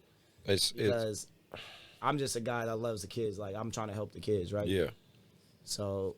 And even at the higher levels, it should be about development, but I understand that sometimes it can't be because, you know what I'm saying? You know, because even like now, and I'm glad. This is why I'm glad we got to talk right now, because we know high school AAU is about to gear up, right? Yeah. Shout out to all the teams that are making it to state and sections. We know that's coming up for you guys in the next few weeks, but it's like, you know, this is where kids have to start making those decisions on which AAU program they're going to go with. And, of course, I'm doing my recruitment rounds just like every other AAU program's doing their recruitment rounds. You know, like we talked about before the show, you're kind of in this in-between area where people are going to talk to you about players, or you might, you know, funnel some of your kids certain places because you're kind of in that great medium spot where you can kind of push kids to where you think is best. And like I've expressed on this show, because and I'm saying it now even more. So I'm very blessed and lucky enough from what me and Ryan did last year and establish ourselves getting those teams to Rock Hill and showing that we can produce a certain caliber of competitive teams. I've pretty much locked in for the next 3 to 5 years with Adidas. Win or lose, I can get the brakes beat off me this year. And what I love about it though is that like our teams have been together for the past 2 to 3 years. Yeah. And like my team 94 last year. Yeah. Shout out to Phil Handy. He sponsored our team. One of the best coaches in skill development. Well, really, in my opinion, the best. Like it's hands down. Yeah. The best skill development coach in the world, who's my mentor as well. So shout out to Phil. He supported our team. Yep. And this team was a team that, you know, as 7th graders, they were like average local team. Maybe below average, maybe average. By the time they got to 9th grade, they're playing at a national level. Yeah. That just is a testament to the focus of development. Yeah. Like we didn't go and recruit a bunch of different players. Development and chemistry. We built this team, teach them how to play, and help them develop their skill set. Yeah. And I say help them because I never take the credit. This is something else I just want to put out there. Yeah. I think that a lot of times trainers as well take way too much credit for the kid, and it's like they get pissed off if anyone else works with the kid, and they try to like, oh, don't work with this guy. Like, we know how that goes. And it's like at the end of the day, man, none of these kids is any of our kids. No. We are just somebody that has assisted them and has given and poured into that kid But at the end of the day, every kid has to put the work in. Yeah. We ain't putting the work in for the kid. You're right. They put the work in. Yeah. So at the end of the day, that's their win. I don't need no credit. Now, the kids that feel like a certain coach or trainer has helped them, they going to give you the credit. Right. They going to give you the shout out. Yeah. They going to give you their appreciation. But why do we have to feel the need to say, this is my kid, I got 20 kids a scholarship? No, that kid got themselves a scholarship. Yeah, Yeah. we might have helped. We Of might have course. talked to a coach. Yeah. We might have helped them get better. But they did the But performance. at the end of the day, like you said in one of your videos, the only thing we could do is put you in front of their eyes. Yeah, that's all we And can. they gotta show that they can play at that level, That's it. and they gotta put the work in to get there. Mm-hmm. I have so many kids that I train that don't put the work in, they don't get better. And I have so many kids that I train that put the work in and get exponentially better at a rapid rate. They make that quantum leap. And at the end of the day, we can't force no one to put the work in. There ain't no shortcuts. No, 100%. Anyways, that was a tangent. No, you're fine. No, this is why I want you on this platform. It's like you got I wish you could always have a crystal ball and something like that. It's just like you can't. But that's like circling back what I was saying. It's just I'm at a point now for this high school season. I just want 33 kids, 11 at each group, 15, 16, 17, whatever, who the parents are going to let my coaches do their job, because I'm not going to coach all three, right, and let the coaches do their job. It's not free. Sorry to, I wish I could be free, but I'm not. But, I'm lucky. I tell people like this. I think I told you this. Yeah, Y'all want discounts, y'all want free, call up my landlord right. and be like, yo, can you give Ryan a discount this month on your lease? For real. Like real. I wish I could get a discount too. Bro, Now, that being said, obviously there's some kids that, hey, you'll try to if make you- some exceptions if for this kid needs it, and my thing is always this: if you come from a economic background, socioeconomic background where you need it, number one, that's the first thing, and number two, you got to be locked in. Yeah, I ain't committing to you when you ain't even committed to yourself. exactly. It's what I'm saying? it's a bad investment. At the end of the day, it's a bad So investment. if you have great work ethic and you're committed, you come to every practice, you don't miss training, you put work in, and you need it, it's free, bro. You don't even got to pay shit. Right. But I'll tell you this though: 99% of the people that have quit my teams are the kids that are free. Yep. Because they have no skin in the game. They don't value it. No. And that's this. You know what I'm saying? This is where, for you parents and that are listening, or where you guys might come across and think like the me's and the Ryans, the Kenjis, the Ryan Silvers, the Joeys at Lake Show. We're the assholes because we're telling you, look, we still have to maintain our business, our status quo. And yes, we believe in your kid. You want it for free for your kid, but without you putting a little stake in it, right? I don't give a fuck if it's $50. I don't care if it's like without you putting any stake in it. Answer this question for me then, and answer it realistically and logically. You can leave comments under the YouTube. You can leave fucking comment. You can message me directly, because all my IG information and shit's on the description. You parents answer this question for me then. If you have no incentive to stay, right? Why should I invest in you? If you have no incentive to stay, you're not paying for anything. It's all free for you. The tournaments are free. The jerseys are free. The training is free. The coaching is free. The time invested is free. You get all the benefit, and then you just walk out because you didn't like one time I yelled at your kid, or you didn't like one tournament where they didn't get as much playing time or as many points. Why should I agree to that contract? Because that's what we call a social contract. Like, we in a society, we live under a social contract. This is what I mean if you guys can't break down the example. I can't go into a bank, shoot it up, and then take the cash. You want to know the social contract? I will get fucking arrested or put in prison or probably killed by the cops. That's what you call a social contract that's understood under societal standard. So the social contract between me and you is, I'm giving and pouring all the incentive. You literally give me nothing back. Why should I enter that social contract? And don't give me some bullshit morality thing. Well, it's the right thing to do because you're a good person. Well, the right thing for you to do would be to stay and deal with the adversity that I put your kid through because you get everything for free. But how many parents do that? And to add to that, I want to clear this up for everybody that's listening. Yeah. Because one of the things that, you know, shit go through the grapevine. And like you said, people talk shit. Yeah, of course. People hate, whatever. But one of the things that people say about me is, oh, Ryan, he all about money. And it's like, okay. And I love Lil Russell, one of my favorite rappers. Yeah. He said, everybody want to be the boss till the bill come. That's what it's true. So it's like, true. look, ain't nobody, if I was about money, I'll be doing things a lot differently than I'm doing now. Yeah. You know what I'm saying? They just don't get it. And it's not about the money, but at the same time, us as people that pour into kids, like, I don't have another job. No. This is what I do. Yeah. And I invest everything I have into this. Why shouldn't somebody that puts, like, and this is the thing. I believe like this. There are the guys that train people and just, hey, I'm going to go to the Salvation Army. I'm going to give back. Yeah. And we need that. That's amazing. 100%. Right? But those guys are also not the ones that are dedicating their entire life to this game. Yeah. So, like I said, there's levels, right? So somebody that puts their entire life into the game and has a high level understanding, a high level training. This is what I do. This is my trade. I've done this my whole life. Right. Right? You ain't paying me for the hour you there. You paying me for the 25 years or whatever of knowledge that I've accumulated by playing this game and coaching this game and being in certain rooms. Yeah. Being on the court with Phil Handy and LeBron and D Wade and learning. Like, you know what I'm saying? Like, this is what you're paying for, right? And, hey, there's another guy over there that's going to train you for free. Yeah. And if that's what you need to do, great. Do what you got to do. Right? And that's needed. Mm-hmm. Go get your work in.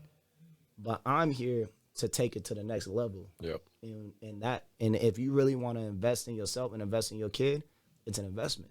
Yeah. And that's where, for me, like, I remember when I was hooping, I didn't have no money. I was a college student. Yeah. And For real. I found $350 a month to pay Gus. Because I was like, look, I don't know. Man, if I'm lying, I had girls help me get that money. I figured it out. Right. You know what I'm saying? So like, even my wife now, like, she used to help me. Like, there was a point in time when I first graduated, I was going overseas. That summer, I didn't have no money. My wife, I was living with her. Yeah. She was paying for all the groceries. She took care of me. People don't know the struggle, bro. She took care of me. You know what I'm saying? And that was real. You know what I'm saying? And that's kind of like where, you know, as youth development people, that's why they don't pay teachers. No. Why do people that work with, we all say the kids and the youth are the future. Yeah. And this is the most important thing in the world. But why do the people that work with them and help build them up not deserve to get paid? They don't deserve Why it. do Exactly. Why do Because people? teachers don't make shit. Exactly. Why do people try to make people that work with kids feel guilty about getting paid? Because they try to use the morality excuse. That's what I call it anyway, the morality excuse. Well, you should be doing this out of the kindness of your heart. Don't you want to see people succeed? Don't you? Yeah, I do. And I still want to get paid too. Two things can exist at the same time. We live in America, dog. Yeah. This is a capitalist country. Guess what? If I don't get paid, I ain't gonna have a gym to train you at. I ain't gonna have you don't want somebody to be able to feed their family. Yeah. We doing all this for everybody, but we don't deserve to be able to feed our families. Exactly. And I don't understand that. Nah, and man. mind you, at the same time, we still do a lot. Yeah. Yeah. That people don't pay for and we give back. Right. I try to give back. And I'm even working on a lot of things right now where we're trying to work on real initiatives to create a systemized way to give back every single month. That'd be great. And that's what we're working on right now, which I'll talk to you about that more. Yeah. Because I think you could be a part of that. But Oh, yeah. You know me. I'm always down for that type of stuff. for sure. So, but at the same time, it's like that's just a big thing. I think that, you know, people trying to make you feel guilty. But the thing about it is that a lot of those people are just mad that they're not getting paid to do it. Right. I get exactly. And it's like, I don't know, man. This is more or less. This is why I want people to hear this episode, listening to two brothers who are heavy in this game and got a lot of stake in it. And like you said, it's put our all into it, so they can hopefully understand our perspective. Right. I wanted you to touch on Phil Handy. You know, your relationship with him and kind of because I think a lot of people have seen over the years, you know, and you're through your social media stuff, like how close you two are and how he's worked with you and helped you. But I'm just saying, you know, obviously he's been influential in your growth and Gus as well, and those you know, those legendary figures in the training world and stuff like that. You know, did you know, touch on those relationships and how, you know, how maybe Phil and Gus have helped you to evolve and grow into who you are? Nah, no doubt. Phil Handy, man, that's my dog. Yeah. Like, I owe so much to him. Mm-hmm. You know what I'm saying? Because really, and that's why I said, like, earlier I was saying, like, man, I never had nobody really, like, give me a platform like that. And I want to say that Phil gave me, like, he helped me have a platform. But it's not like Phil was like, oh, here goes 10 clients. But what Phil gave me was knowledge. Yeah. Like, and that's the most valuable thing that you can get. And that's part of the advice that I give to trainers, because even now, like, there's some times where, you know, I'm thinking about hiring some trainers. Yeah. And it's like they want to get paid right now. And it's like, bro, you're getting paid by getting this knowledge. Yeah. And you know this, in the basketball world, if you want to get to a high level in the basketball world, in the beginning, you ain't getting paid. Yeah. When I was at Prolific, this is what people don't know. I literally went there every day. You know how far it is from me. I had to be there at 6 a.m. every single day. I remember you told me that story. I was driving like, there. Crazy. They didn't pay me even gas money at first. But I did this shit off the strength because I knew that, first of all, I need this experience for where I'm trying to go. This is a great opportunity, and it's worth it. And mind you, at that time, I wasn't making no money like that either. Yeah. I was just starting. Like, it was hard for me to make that happen. Yeah. You were investing in yourself. But guess what? Exactly. But how many people would be willing to do that? Right now, I guarantee you, I ain't driving out there at 6 a.m. for free. These dudes, they crazy. But that's the reason why some people are different. Yeah. You know what I'm saying? Because you got to be willing to do shit that nobody else is willing to do. Mm-hmm. And that's what I did. And then it turned into being a paid job, because then they started GSP and hired me as a head coach, and I got paid monthly to do that. And that was a great experience as well. But with Phil Handy, you know, the knowledge, man, like, I was able to be part of his app where I would go in there and I did some episodes. Like, one time I did a shooting workout. It was like 3.5 hours nonstop. And mind you, I wasn't even in the greatest shape at the time. But I was hitting, though. Right. But I was tired, right? So you go on the app right now, you'll see some of those segments in there. Nice. I learned so much, even just not beyond, like, the basketball side. I learned a lot, obviously, the philosophy, the concepts, how to teach. Like, one of Phil's biggest things is everything got to be applicable to the game. Everybody got to translate to the game. Everything got to translate to the game right now. Mm-hmm. If you can't tell me how this doesn't translate into the game right now, why are you doing it? Do you think you see some drills? I mean, again, I still want you to talk more about that, but have you ever, and you, again, I'm just talking about, like, if you're scrolling on your phone and, you know, our fucking phones pop up all kind of stuff. But I see so many drills where I'm like, what the hell does that have to do with the game, bro? I think that the biggest issue with training is that everyone, again, wants to do what looks cool. And the biggest thing that people don't realize with training is the simple, like you said earlier. Simple shit. The simple shit and the fundamentals is the most important thing. That's the majority of the game. And you got to master the fundamentals step by step. A lot of people see this and they're trying to do this fancy move, but they don't even have the basic concept of having a wide base and being on balance. Yes. So how am I doing a double crossover spin move, layup? You can't even dribble on spot on balance. Sometimes they can't even dribble with their offhand. Yeah, and it's like, bro, we like literally, and this is honestly, this is a secret. Yeah. But sometimes when I get a client, the first time I work them out, I'm gonna do like a couple things that are like I know they can't do, and like so then the parents are like, oh, this is cool. I ain't seen this before.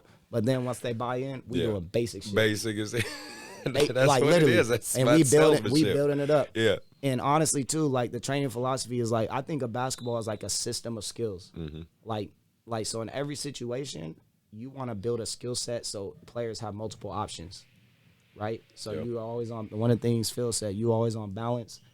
You always have the ability to change speed. You always have the ability to change direction. So we work on different techniques and footwork in various situations of the game. Right. so that you always have those options, right? Yep. And now the game becomes about decisions and reads. Yes. And the game's easy. Yes. Because now, like, if you watch, like, Kyrie, Yeah. he might do, or Kawhi, he might do a simple setup, 1-2, Yeah.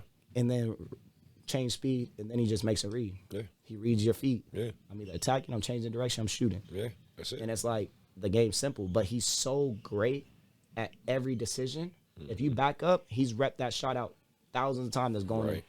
If you get too close, he's blowing by you. First step. Yeah. If you cut off the line, he's changing direction. Yeah. First step. And it's simple. Usually it's like one dribble pull up. Boom.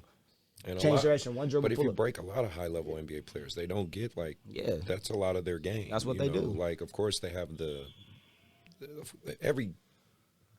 every phenomenal player is going to have a highlight. They're going to have some, like, oh, damn, that was amazing, but they don't understand majority of the bulk of what they're doing. Consistency. Is very, very simplistic stuff. You know what I mean? But they master it. Yes. And they master it. And they do it over and over and over again. And I think with Phil Handy, like, man, he blessed me with the opportunity to go. When he was in Cleveland, I flew out there. Yeah. I spent like a week and a half, 2 weeks with him. I shadowed him every day. I'm in the court helping him rebound for guys, helping him train guys. So you got to be around those pro athletes Yeah, and man. those guys. He's breaking down his philosophy to me, Yeah. the way he thinks about the game, the way he approaches the game, the way he builds a skill set step by step. Like, literally, you have to build someone's skill set step by step. You isolate every skill and perfect it, and then you can stack, right? So what I mean by that is, let me come up with an example. Like, I might just work on basic, change the direction between the legs. Yeah. Wide base, change. Boom. Now I might work on the counter. Pop, pop. Yeah. Now I might work on the counter and add another change. Right. Sidestep. Like, but we're like stacking the skills. But I want to do On the foundation but first. exactly. But I won't move on to the next progression until we master this first step Yep. of everything we do. Yep. And a lot of times people, when they train, they do this, but then they skip 4 steps and they do this, and there's no progression. And it's also like, that's how you teach people how to play too. Yeah. Everything's got to be progression. Yeah. And it's got to be based on concept and decision making. Right. Why are you doing this? And that's a big, what I'm saying? big teller right there. Like, I tell kids and even parents, I say, listen, if you're not going to be coached by me or trained by me, that's fine. But make sure if you're doing something and you're asking your trainer, like, well, why is he doing this or she doing this? Or you ask the coach, why do you want them doing it? Make sure they have an answer. You know what I mean? Because there has to be a purpose on why you're doing the things you're doing. You know what I mean? Doesn't necessarily mean you have to understand it all, but if there's really just something that's confusing you, typically you should be comfortable enough with the person to ask. You know what I mean? Or even tell the player to ask. And even with me, I've had players ask me, like, I don't understand why we're doing this. Yeah. And then it challenges the coach. Yes. Like, okay, this is why we're doing it. This is how it translates. Like, in everything I do, I could tell you why. Yeah. Like, I remember the other day, it was like a kid, and we were doing, like, simple stuff. Like, we did between the legs, one dribble pull up, inside foot. Yeah, I do a lot of stuff like right, that. left. Yeah. It was just like between the legs, one dribble pull up. But then the kid kept going between the legs, but he wouldn't take another dribble. He would go between the legs and go right, left, but he wouldn't take another dribble. And I'll be like, yo, I want you to take the dribble. You'd be like, why do I need the dribble? I could just go right here. So I was like, okay, you don't need the dribble, but the reason why I want you to take that dribble is because, number one, that pound is going to give you momentum to your shot, right? We all heard that. Yeah, You take that pound, you get it to your pocket. Right. Number two, now it opens up more options. Like, if I take that dribble, now maybe someone comes and closes space. I still have another dribble. Yeah. I could change again. Right. But if I pick it up, now I'm stuck. I don't have another option. I have one option. Yeah. So like I said, my philosophy on training is always about making sure that we have multiple options in every situation, right? So now, like, boom, I might need to take a second dribble to get a little more space, or I might need to change direction. But you gave them a reason. Exactly. And that's a very simple example. Yeah. But that's like right there. Now they start understanding the game too. Like, because that's simple. Yeah. But that makes a big difference. It does. Because, like, you know, in a game, we doing one dribble pull-ups, 2 dribble pull-ups. And having the habit of taking that dribble versus not taking that dribble could be the difference in getting buckets and not getting buckets. 100%. Even at the highest level. Yeah. You know what I'm saying? I mean, well, with Phil, and it's just my last thing with that one, and like, what Is it just his presence is why you think he has such a great buy-in? And I mean, obviously he's an OG, and there's always a respect with like Rico Hines and him and the OGs of the game and stuff. But do you? I just feel like, and again, I'm just asking you because you have a close relationship, but this is just from an outsider's perspective. But I just feel like he's so respected amongst everybody, and I don't think it's just because he's a good trainer. I just think he has a presence about himself. Is that something you've seen? He has a great presence about himself. Yeah. He's very confident. He knows exactly what he's doing. Okay. And I also think that he is so authentic. Okay. Like super authentic. Yeah. And I think that what I mean by that is like he's always going to be himself. Yeah. And he don't care who you are. Yeah. We all just human. Right. So like he tells this story on a podcast before, but he actually told me this a long time ago in person. Yeah. But I heard him say it on a podcast too. But he said, the first time he was working with, or he worked with Kobe. Oh yeah, he said it on All the smoke. Before he went to a practice, and I guess Kobe was getting upset because they had Phil reffing. Yeah. And ref went and make the foul call on Kobe. So then I guess Kobe was yelling at him, cussing him out, whatever, getting pissed off. And then Phil walked away, and then Kobe threw the ball at the back. I don't know if it was the back of his head or at his back. So then Phil was like, because most people were scared to say nothing to like the Kobe and LeBrons. They scared to say face something. of the league and all that. If LeBron said he don't like you, bye-bye. Exactly, like, exactly. You know what I'm saying? So it's like, but Phil walked straight up to Kobe. He's like, bro, I'm from Oakland, bro. You don't know where I'm from. I don't give a damn who you are. Like, we would thought, like, he went in on, like. I love that. So Kobe, but after that, Kobe sure had there's the some utmost respect. respect for him. Yeah, like, absolutely. all right, this a real dude. Like, Yeah. and the guys like that are real dogs. Yeah. They respect dogs. I agree. They respect guys that ain't scared of nobody. I agree. That will stand up for themselves. That's going. So now, like Phil Haney, like I don't know if you watch this, but there's been several times where Phil Haney's in the huddle screaming at LeBron. No, Him I haven't out. seen that, but I Like, wouldn't be surprised. But no one else will do. Yeah, Even the yeah. head coach wouldn't talk to LeBron No, like of course that, bro. not. But Phil Haney don't give a damn because like LeBron, like he'll get mad. Like this dude ain't like talking shit about yeah. like LeBron. Yeah, like, of we course. love LeBron. Yeah, but we yeah, seen but it. we know how he is, of course. Yeah. So like I seen like one time I remember when they were in Cleveland, he was like going in on his teammate saying like, man, this dude he don't box out. I don't know what it was about, something like that. Like talking about his teammate wasn't doing something. Yeah. And LeBron and Phil Haney was like, nah, man, it starts with you, bro. Yeah. You the main one out here crying and shit, like going in on That's him. good, though. And it's like, you supposed to be the leader. It starts with you. Yeah. But LeBron has the utmost respect for Phil. Well, you because can LeBron see their needs relationship. You can see their relationship is every player where needs it that. goes. I don't Yeah. care how good you are. yeah.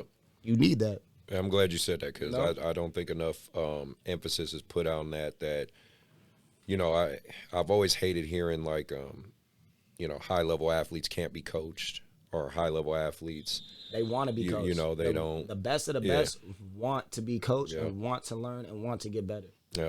Like that's You know what I'm saying? there was a saying I heard. I was probably gonna make an Instagram post with it or whatever, but it was really cool. It said average players want to be left alone. Right. Good players want to be coached. Great players want the truth. Facts. You know what I mean? I remember where I read that, but I just thought that was so cool. Like, And I remember as a player, I remember my coach told me the truth one time. And in the moment, I was mad. My man, like I remember it was like 3 games into the season. yeah, And I don't know what it was, but defensively, I was just like out of it. yeah, And I happens. wasn't playing well on defense. I was Yeah. like late to rotation. yeah. But I didn't really fully realize it because I was getting buckets. I was like, I'm playing good. What you talking about? Right. And my coach was like, nah, you ain't playing hard, bro, and I'm about to put you on the bench. He showed me film, and then they have Synergy advanced stats. Yeah. So there's like this stat that was like, it's like a advanced stat. I don't know what it's called, but it's like when the player that you're guarding takes the shot, like when you're contesting their shot, Yeah. it's like a point, it's like a percentage or points per possession on Oh, like, shit. when you finish. Yeah. I was dead last on the team. And he was like, look at this. That's what I'm talking about. That's a tough pill to That swallow. means that you're late on the rotation, so Yeah. guys are getting open shots, or you're getting beat on closeouts, and they're getting to whatever the case may be. Yeah. And this is why the stat's happening. So then, I was pissed at first, but then I was like, all right, for sure. And literally by at the end of the season, I was the number 1 on the team See. on that same exact stat. Because you Yeah. You took the information. Yeah. And I right. locked in on the defense. Exactly. I was like, hell, niggas ain't scoring on me. For real, man.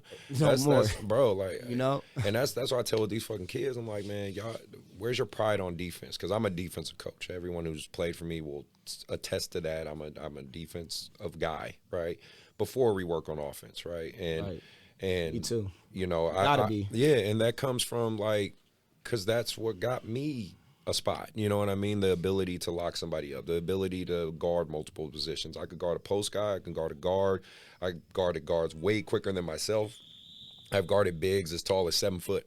You know what I mean? I've guarded 7-footers because I just understand angles and how to move and things like that. And I try to tell these kids, like, right, like in this day and age in basketball, they are on a witch hunt to find kids like you that want to play defense. Yes, you have to have some offensive skill set. Let me make that clear so people aren't confused, like, oh, all you can do is play defense and get a spot. Fuck no. You got to be able to make a layup. You got to be able to hit an open shot. Like, you got to have some. They can't play 4-on-5 on And you got to have defense. IQ where you know how to make the right pass and the ball doesn't die with you and stuff. But if you take pride, that's all I say. If you take pride in the defensive side, like, okay, you get scored on. Okay, cool.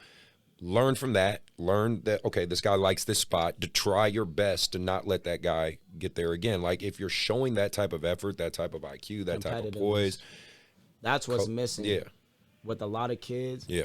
Is the competitive nature, man. Mm-hmm.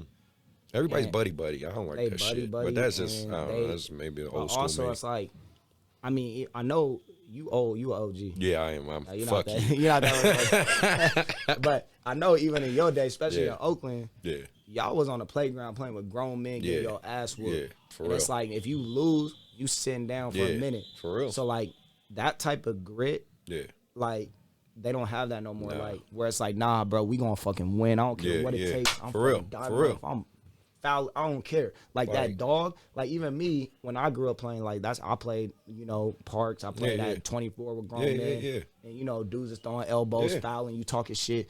And it built for me, like, man, there's 20 people waiting. If I lose, I'm probably have to go home. For real. So it's like, I ain't losing, bro. Right. I don't care what it takes. I ain't losing. I'm gonna bust your ass. I'm gonna do what I have to do. But the kids, the only time they hoop now is in a tournament or in a training. Controlled environments. That's it. And it's like, there's never in that environment where it's like, ain't nobody there to hold your hand. Your parents ain't there to get, oh, it's okay, little Tommy. That coach should have played. No. That's why when we do scrimmages, you either win or you lose. That's why, like, even like when I would bring my team and we would scrimmage your 8th grade now with all that.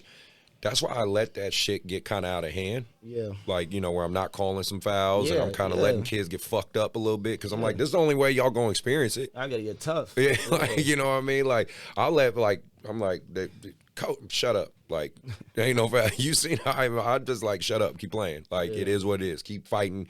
Like, the kids got to learn some resiliency and okay, let me make it clear. Like, if you guys are looking at the NBA is more offensively centric, meaning, the defense, you can't touch the players as much, but you guys got to understand, even though NBA is basketball, it's still a business. It's NBA, an entity. They want more points to score tickets. Exactly. Like, y'all got to understand that, but college isn't that. College isn't that. College is intense, and that's what I'm trying to get the kids to remember. If you're in high school, you're still trying to get to the collegiate level. But that being said, even in the NBA level, you have to be a great defender because even the great defenders do my job dub. But now a bad defender, they dropping 70. Oh yeah. No, because everybody too skilled. Like, bro, it's ridiculous. Everybody too skilled. In the NBA, it's honestly harder because you're more so on an island. Yeah. Because you have to can't zone. and you have to play all the way. Yeah. You can't play defense on the help line. You got to be outside the key. Yeah, you do. So like the guy guarding the ball or guarding the action, like the ball screen, whatever, you are pretty much you're on your own way more. Yeah. Where in college, it's like dudes are sitting right there on the help line. That's why like dudes that get a lot of dunks in college, I'm impressed. Yeah. Like in the half court. Right, because there's always somebody there. Right there, bro. Like, I'll tell you what, my senior year, I never was like a super bouncy guy, but I probably had like 12 dunks my senior year. Right, that's I had like 2 dunks my whole college career. Both on I had 2 in the half court, 2 in a fast break. Okay, fair enough. And and I'll take those. Yeah, exactly. I was But- like, you got him. Fuck it. And one of my only dunks was on my highlight tape. I know you seen So- Hey, it don't matter. hey, You got one. It You made got me, It one. made it look like I had more bounce. I'll take it. But yeah, man, like in college, like it's a different game. Yeah. And that's why like certain players translate better to like different levels. Like there's certain guys that do well in the NBA, Yeah. but may not even be as translatable to like overseas in certain leagues. Yeah. Because the game is different. Like the NBA is like athleticism, length, open court. Yeah. Like that is, you have more benefit. Whereas like that's why like a guy like Jimmer Fredette was such a great college player, Yeah. but his game didn't really didn't translate. He's a great player in Yeah, general. absolutely. But He's it just dropping like didn't- 90 a fucking game overseas. But his game doesn't translate to the NBA because of the type of athlete he is. Yeah. right? Because it's just a different game. And that's what I try to tell the parents and the kids when they're looking at it. I mean, you mentioned in synergy, got me thinking of that too. Because that was one of the last things I wanted us to talk about is so in case you guys are listening and I know I have some recurring support where you guys listen and you learn from my podcast. So let me tell you guys about Synergy real quick. Synergy is basically the algorithm that all of college and I think that the pros use it NBA, they all everyone use has it. yeah. Let me make it clear, none of you will be able to get it unless you're filthy rich because I think the subscription is like $10,000 a year or some crazy shit like that. Yeah. So obviously colleges have access to it because, they got the budget, right? And they need the information, quite honestly. They need it. And but me shout out again to Coach Brandon Barnes at Bakersfield. We were, on the phone and just talking and he looked it up and we're just looking at some things. So I was talking to my players about this, and I think more you guys need to understand this. So we looked up the Detroit Pistons and the Boston Celtics because at that time, Detroit Pistons the worst team, Boston Celtics the best team. We said let's look up the percentages on how they score, right, or all these teams score, right? Because again, most of these kids don't get. I'm probably gonna do a video about this, talking about I'm using the analogy of 100 possessions, but kids don't quite understand. They get swept up in the high school highlights and think that's how scoring's done in college, and it's not. And we looked at it all the way at the professional level. So what we found was for the Detroit Pistons, 27% of their scoring came from catch and shoot. The other, I think like 25 to 32% came from fast breaks. The other 20% or 25% came from pick and roll, and 7% came from ISO situations.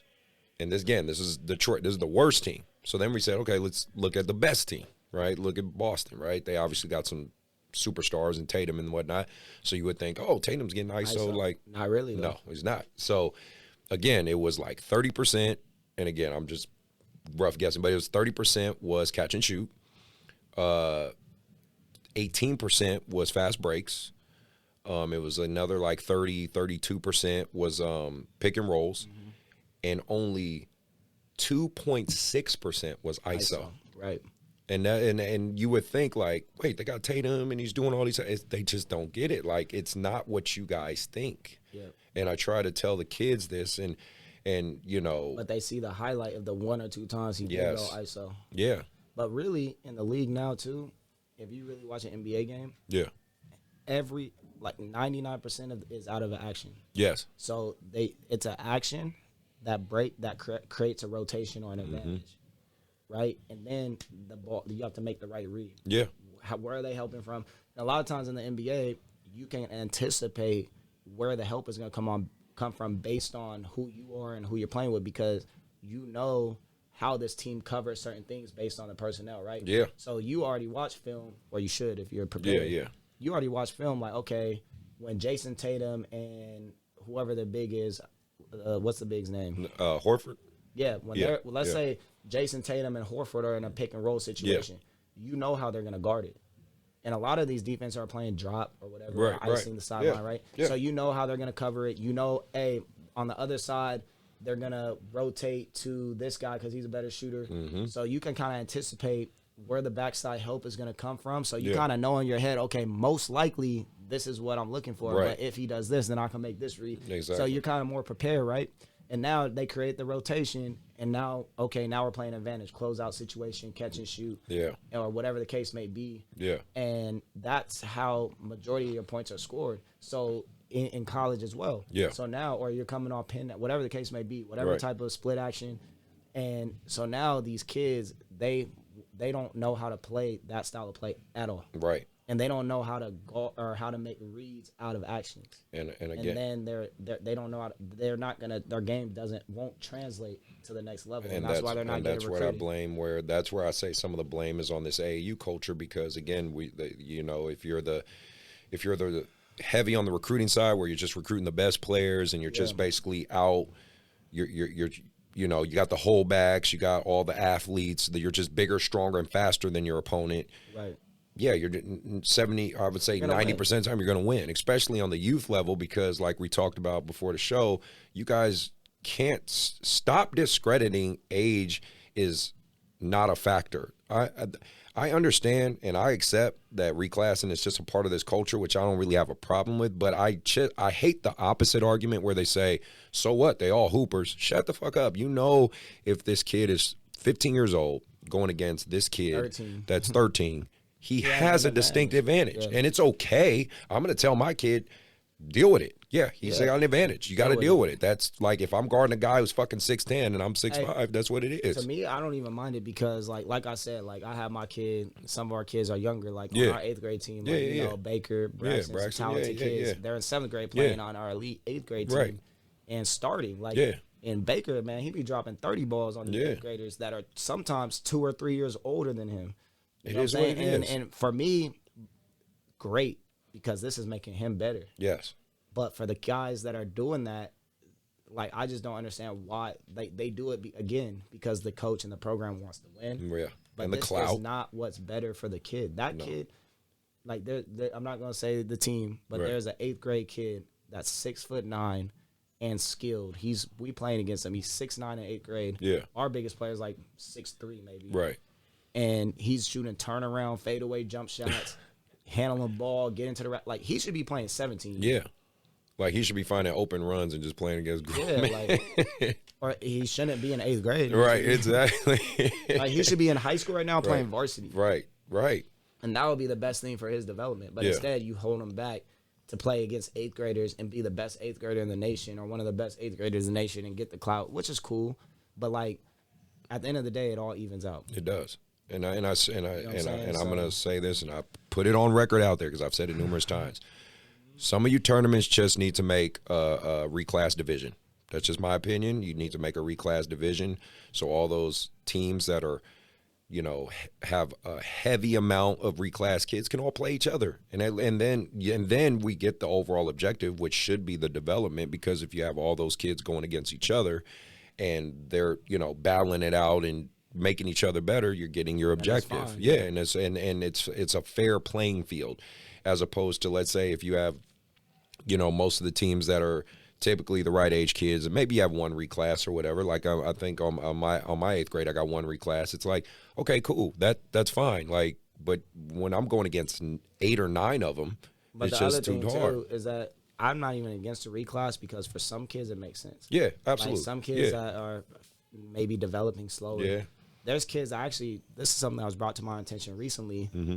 There's some kids that are born prematurely. Yeah. So really, their physical age isn't the same as their birth age. Yep. So like now, these kids are physically less developed. So maybe that being held back is going to give them a better chance. Yeah. But when you're already the kid that's bigger, stronger, faster than everybody, why are you waiting on? Why are you getting held back? Because to me, all you're doing is taking away high school years from yourself, which are very valuable years that you need, right?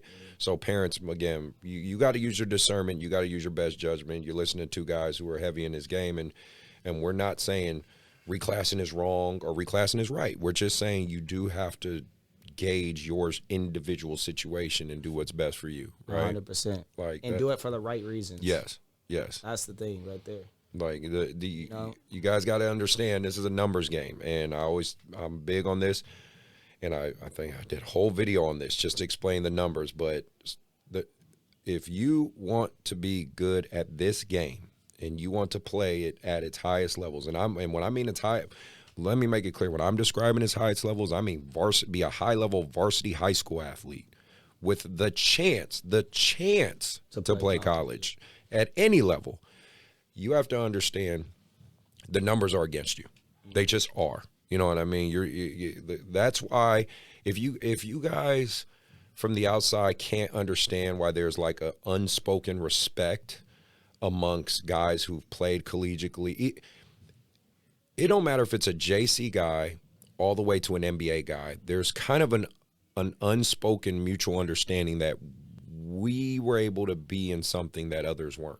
You know what I mean? Now, of course, there's levels to this shit. Like, you know, two D1 guys might have a different mutual respect than, let's say, you know, two NAI guys, right? But there's an understanding that we're the very small percentage that got a chance to do this at any level, right? We know at some point we had to work out all the time. At some point we had to wake up for weights. At some point we had to keep our grades right. At some point we were broke as shit and hungry and figuring it out. At some point there's just all those top ramen days. Yeah, you know what I mean? Like that's why I love that when Deshaun and them did that the Netflix show, you know, showing what JUCO levels like. Because it brought a lot of memories back for me. You know, I was like, fuck, like that was me at Sac City, right? Yeah.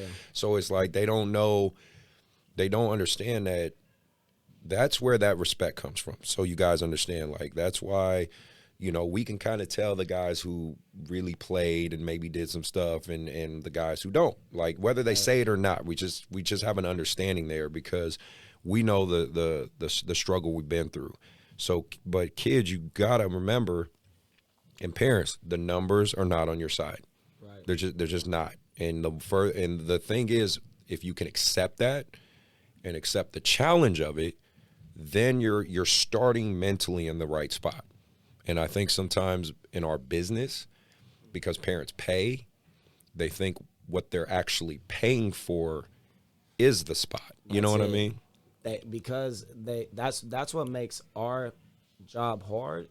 Is trying to give kids the real and help them be able to understand and learn the things that are going to help them actually reach their goals.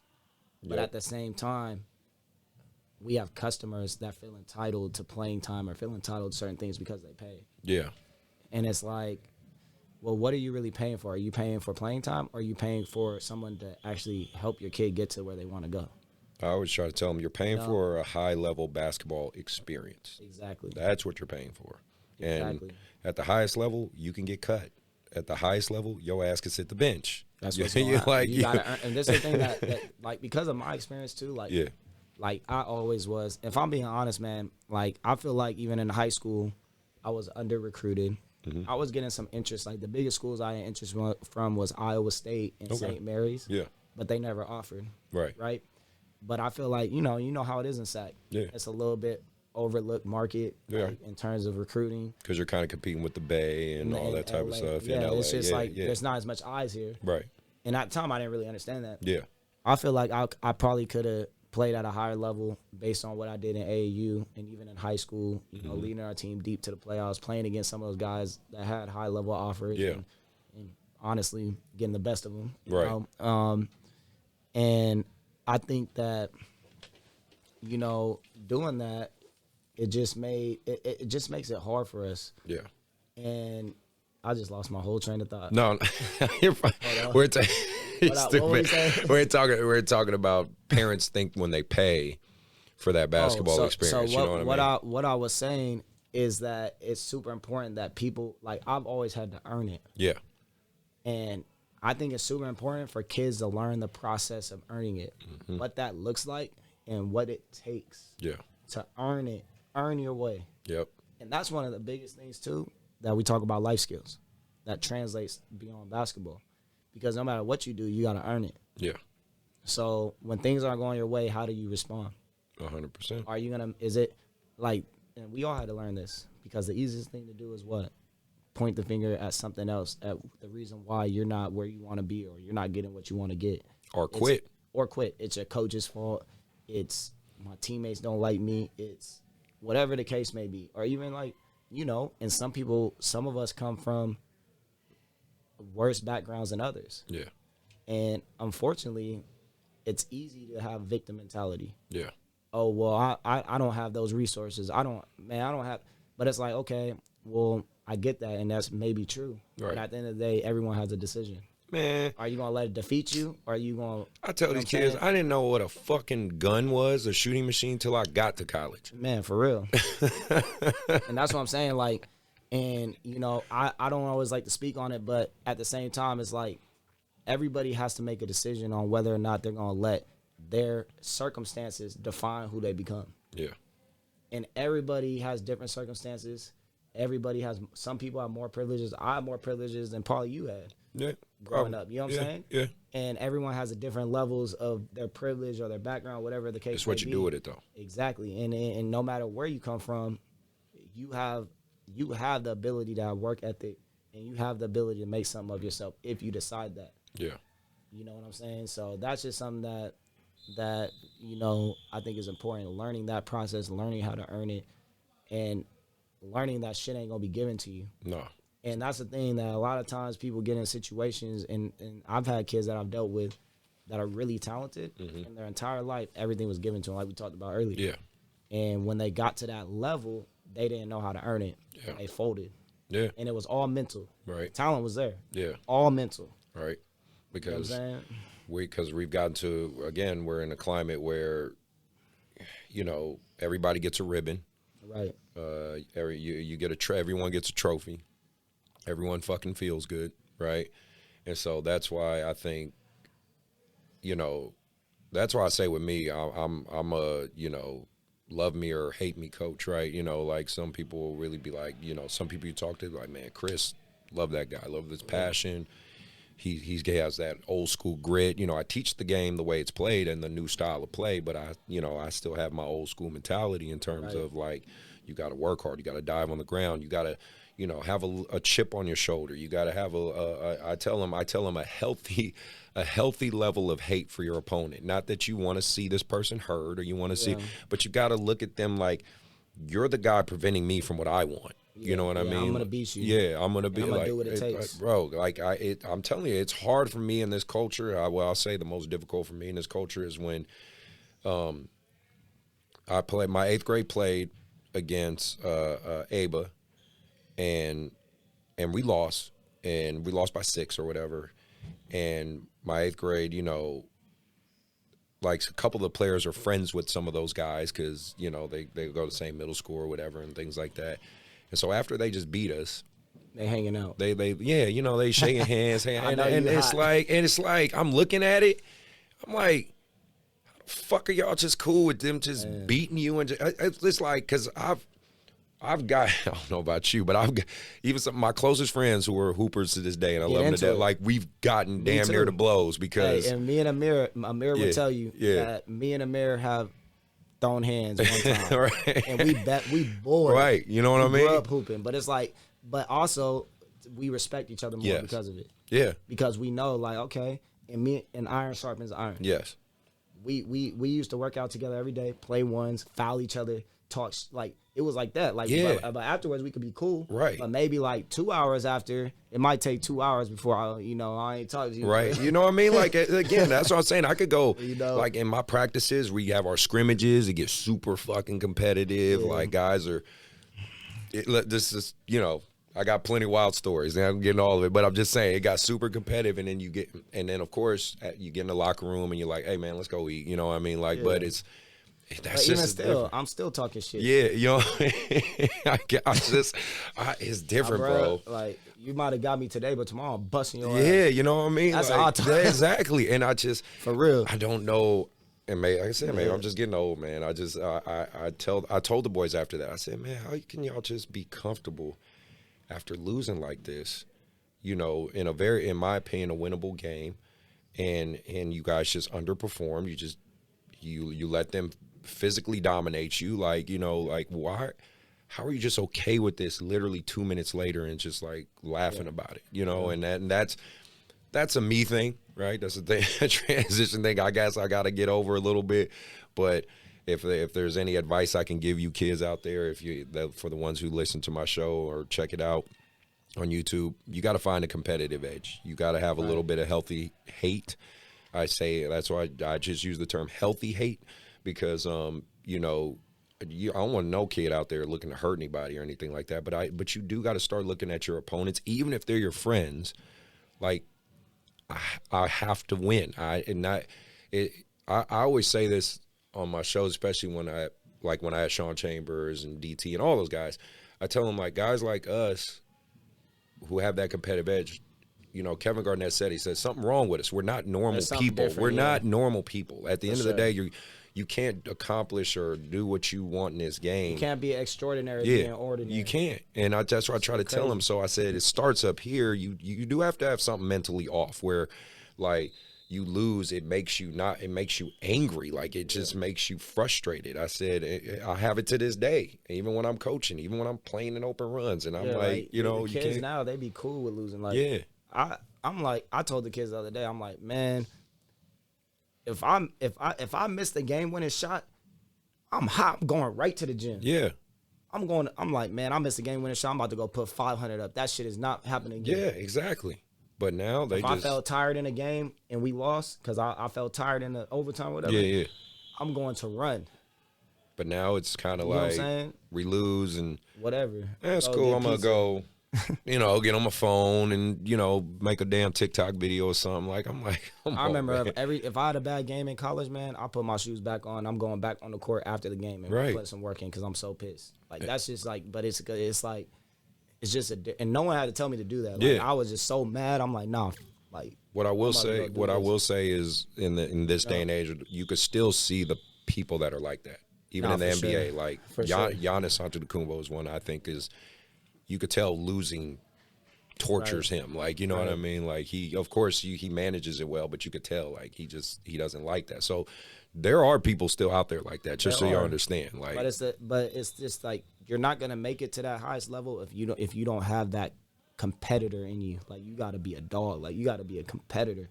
Like, everything, and that's why they say Michael Jordan competitive on everything. Like, playing a card game, he's ready to cuss your ass out. It don't matter, right? Like because it's different. You're not normal. Well, having you as a guest, and now, you know, I just want you, if you have any last words or any shout outs or anything you want to say to the general public, you know, this would be the time, and then we'll wrap it up and get out of here. Man, well, first and foremost, I appreciate you, you know, no problem, having me on the show, and also just, you know, getting to know you better and seeing everything that you're doing. Like you said, man, it's just a lot of respect coming from my way. Appreciate that, bro. And, big time. You know, shit, just keep doing what you're doing. Keep grinding, and I'm gonna try, shit, man. when the opportunity arises for us to work together again, we gonna do it. I appreciate stuff that. happen. Yeah. And again, I just appreciate you. I appreciate, you know, all the families and everyone that's ever believed in what we're doing and had decided to invest in their kids and support our program, right? Because I think that's huge, you know. What we do wouldn't be possible without the trust of the parents and the support of the families that support our programs. Yeah. And also the players, you know, even some of the older guys. Yep. So, you know, shout out to all of the families and all the people that support what we do, YBA as well as Touch Studio. Yep. And, you know, man, we just really appreciate it. I know you do as well. Yeah. And I try to express as much as I can, right? no doubt. And, you know, I also just appreciate my mentors. I have a guy, of course, Phil Handy. I appreciate, you know, one of my other mentors who I got a sports psychology certification with, Ken Baum. He's a big reason why I had a lot of success as a player, working on the mental side of things. Yeah. Which, by the way, to everybody out there, we're developing a mental skills curriculum right now, so stay tuned for that because, you know, as you know, the game is 90% mental. Yes. And I think that's a big missing piece in a lot of training and coaching is that not just mental skills, but mental health. Yeah. And making sure that the kids are mentally in a good space because you can't really commit to being great if your mindset is messed up or your mental health it ain't right. Yeah. Or I you're agree. depressed or whatever the case may be, whatever you may be dealing with. It's hard to be at a high level of anything when you're not aligned, right? Yep. So I think that's a huge thing, and we're working on building stuff like that to support our athletes with that. And man, some of my guys, I really just appreciate them trusting me. Like Janathan Williams, who's now on a two-way with the Houston Rockets, man, he trusted me to do his pre-draft, and man, we was in the gym grinding. Yeah. We was in the lab 5 times a day, All right. getting to work, and, saw great strides, great improvement from him. He's having a lot of success being an underdog, trying to get to the league, worked his way into a two-way, playing really well, just dropped 27 the other day in the G League. Nice. Been with the Houston, playing well. Sometimes he'll play like 5 minutes, but every time he plays, he does well. Yeah, He'll have that's 5 all that minutes, matters. 4 points, 4 rebounds. He's like, there. He's there. He's so there. He just needs an opportunity. Like, he could play. Yeah. And just a lot of other guys, man, that we got that's having a lot of success. And I just love to see these kids develop that work ethic and see the process. Yeah. And then see where they are now is just like amazing. You know what I mean? Mm-hmm. And even some of the kids that we coach at Prolific and GSP, like kids like Darion Trammell, he has 0 offers. I kid you not when I say I talked to over 100 coaches. Every coach said the same thing. What? We love him, but he's just too small. He's 5'9". Oh, okay. Same story I get with Kevin Hop. Yeah. You know what I'm saying? Love him, but size. He's a great player. Yeah. Like him, but, our coach likes bigger guards. Okay. But guess what? Darion Trammell has now led San Diego State to the national championship game last year, and now they're top 25 again this year. There you and go. He's starting point guard at 5'9". There you go. So for me, I'm always like, man, I don't care how big you are. If you're For a real. dog and you If can you can hoop, play. it don't matter. Yep. But, when you're small and seeing guys be able to go through that, those types of adversities and being overlooked and still be able to persevere, Yeah. it inspires me. Right. Like, and people don't realize, like, as a trainer and a coach, I learn from the players. Yeah. Just as much as they learn from me, I learn from them. But you take pride, You know what I'm saying? watching them succeed. No, for sure. Like, I love to see these guys have success. And especially when I know they earned it. Yeah. Like, man, he deserves it. Because, like, I was getting frustrated for him because I'm like, bro, I watched this kid dominate players that are ranked top 50. Yeah. I watch him, and work every day. We in the gym every day at 6 a.m. doing skill work. Then we got practice. Then we back in the gym later doing more skill work. Then we in the weight room. Yeah. I see the work ethic. I see the mentality he has. He deserved it. Right. And it was frustrating when no one was giving him, the time of day. Same thing with Kevin. I feel like he deserves an opportunity. But I know he's probably not going to get a D1 offer right now because of the landscape. But like you said, he can I prove know, himself. Exactly. But I know that he could play at that level. Yeah. Because I see him play every day. I see him the way he works.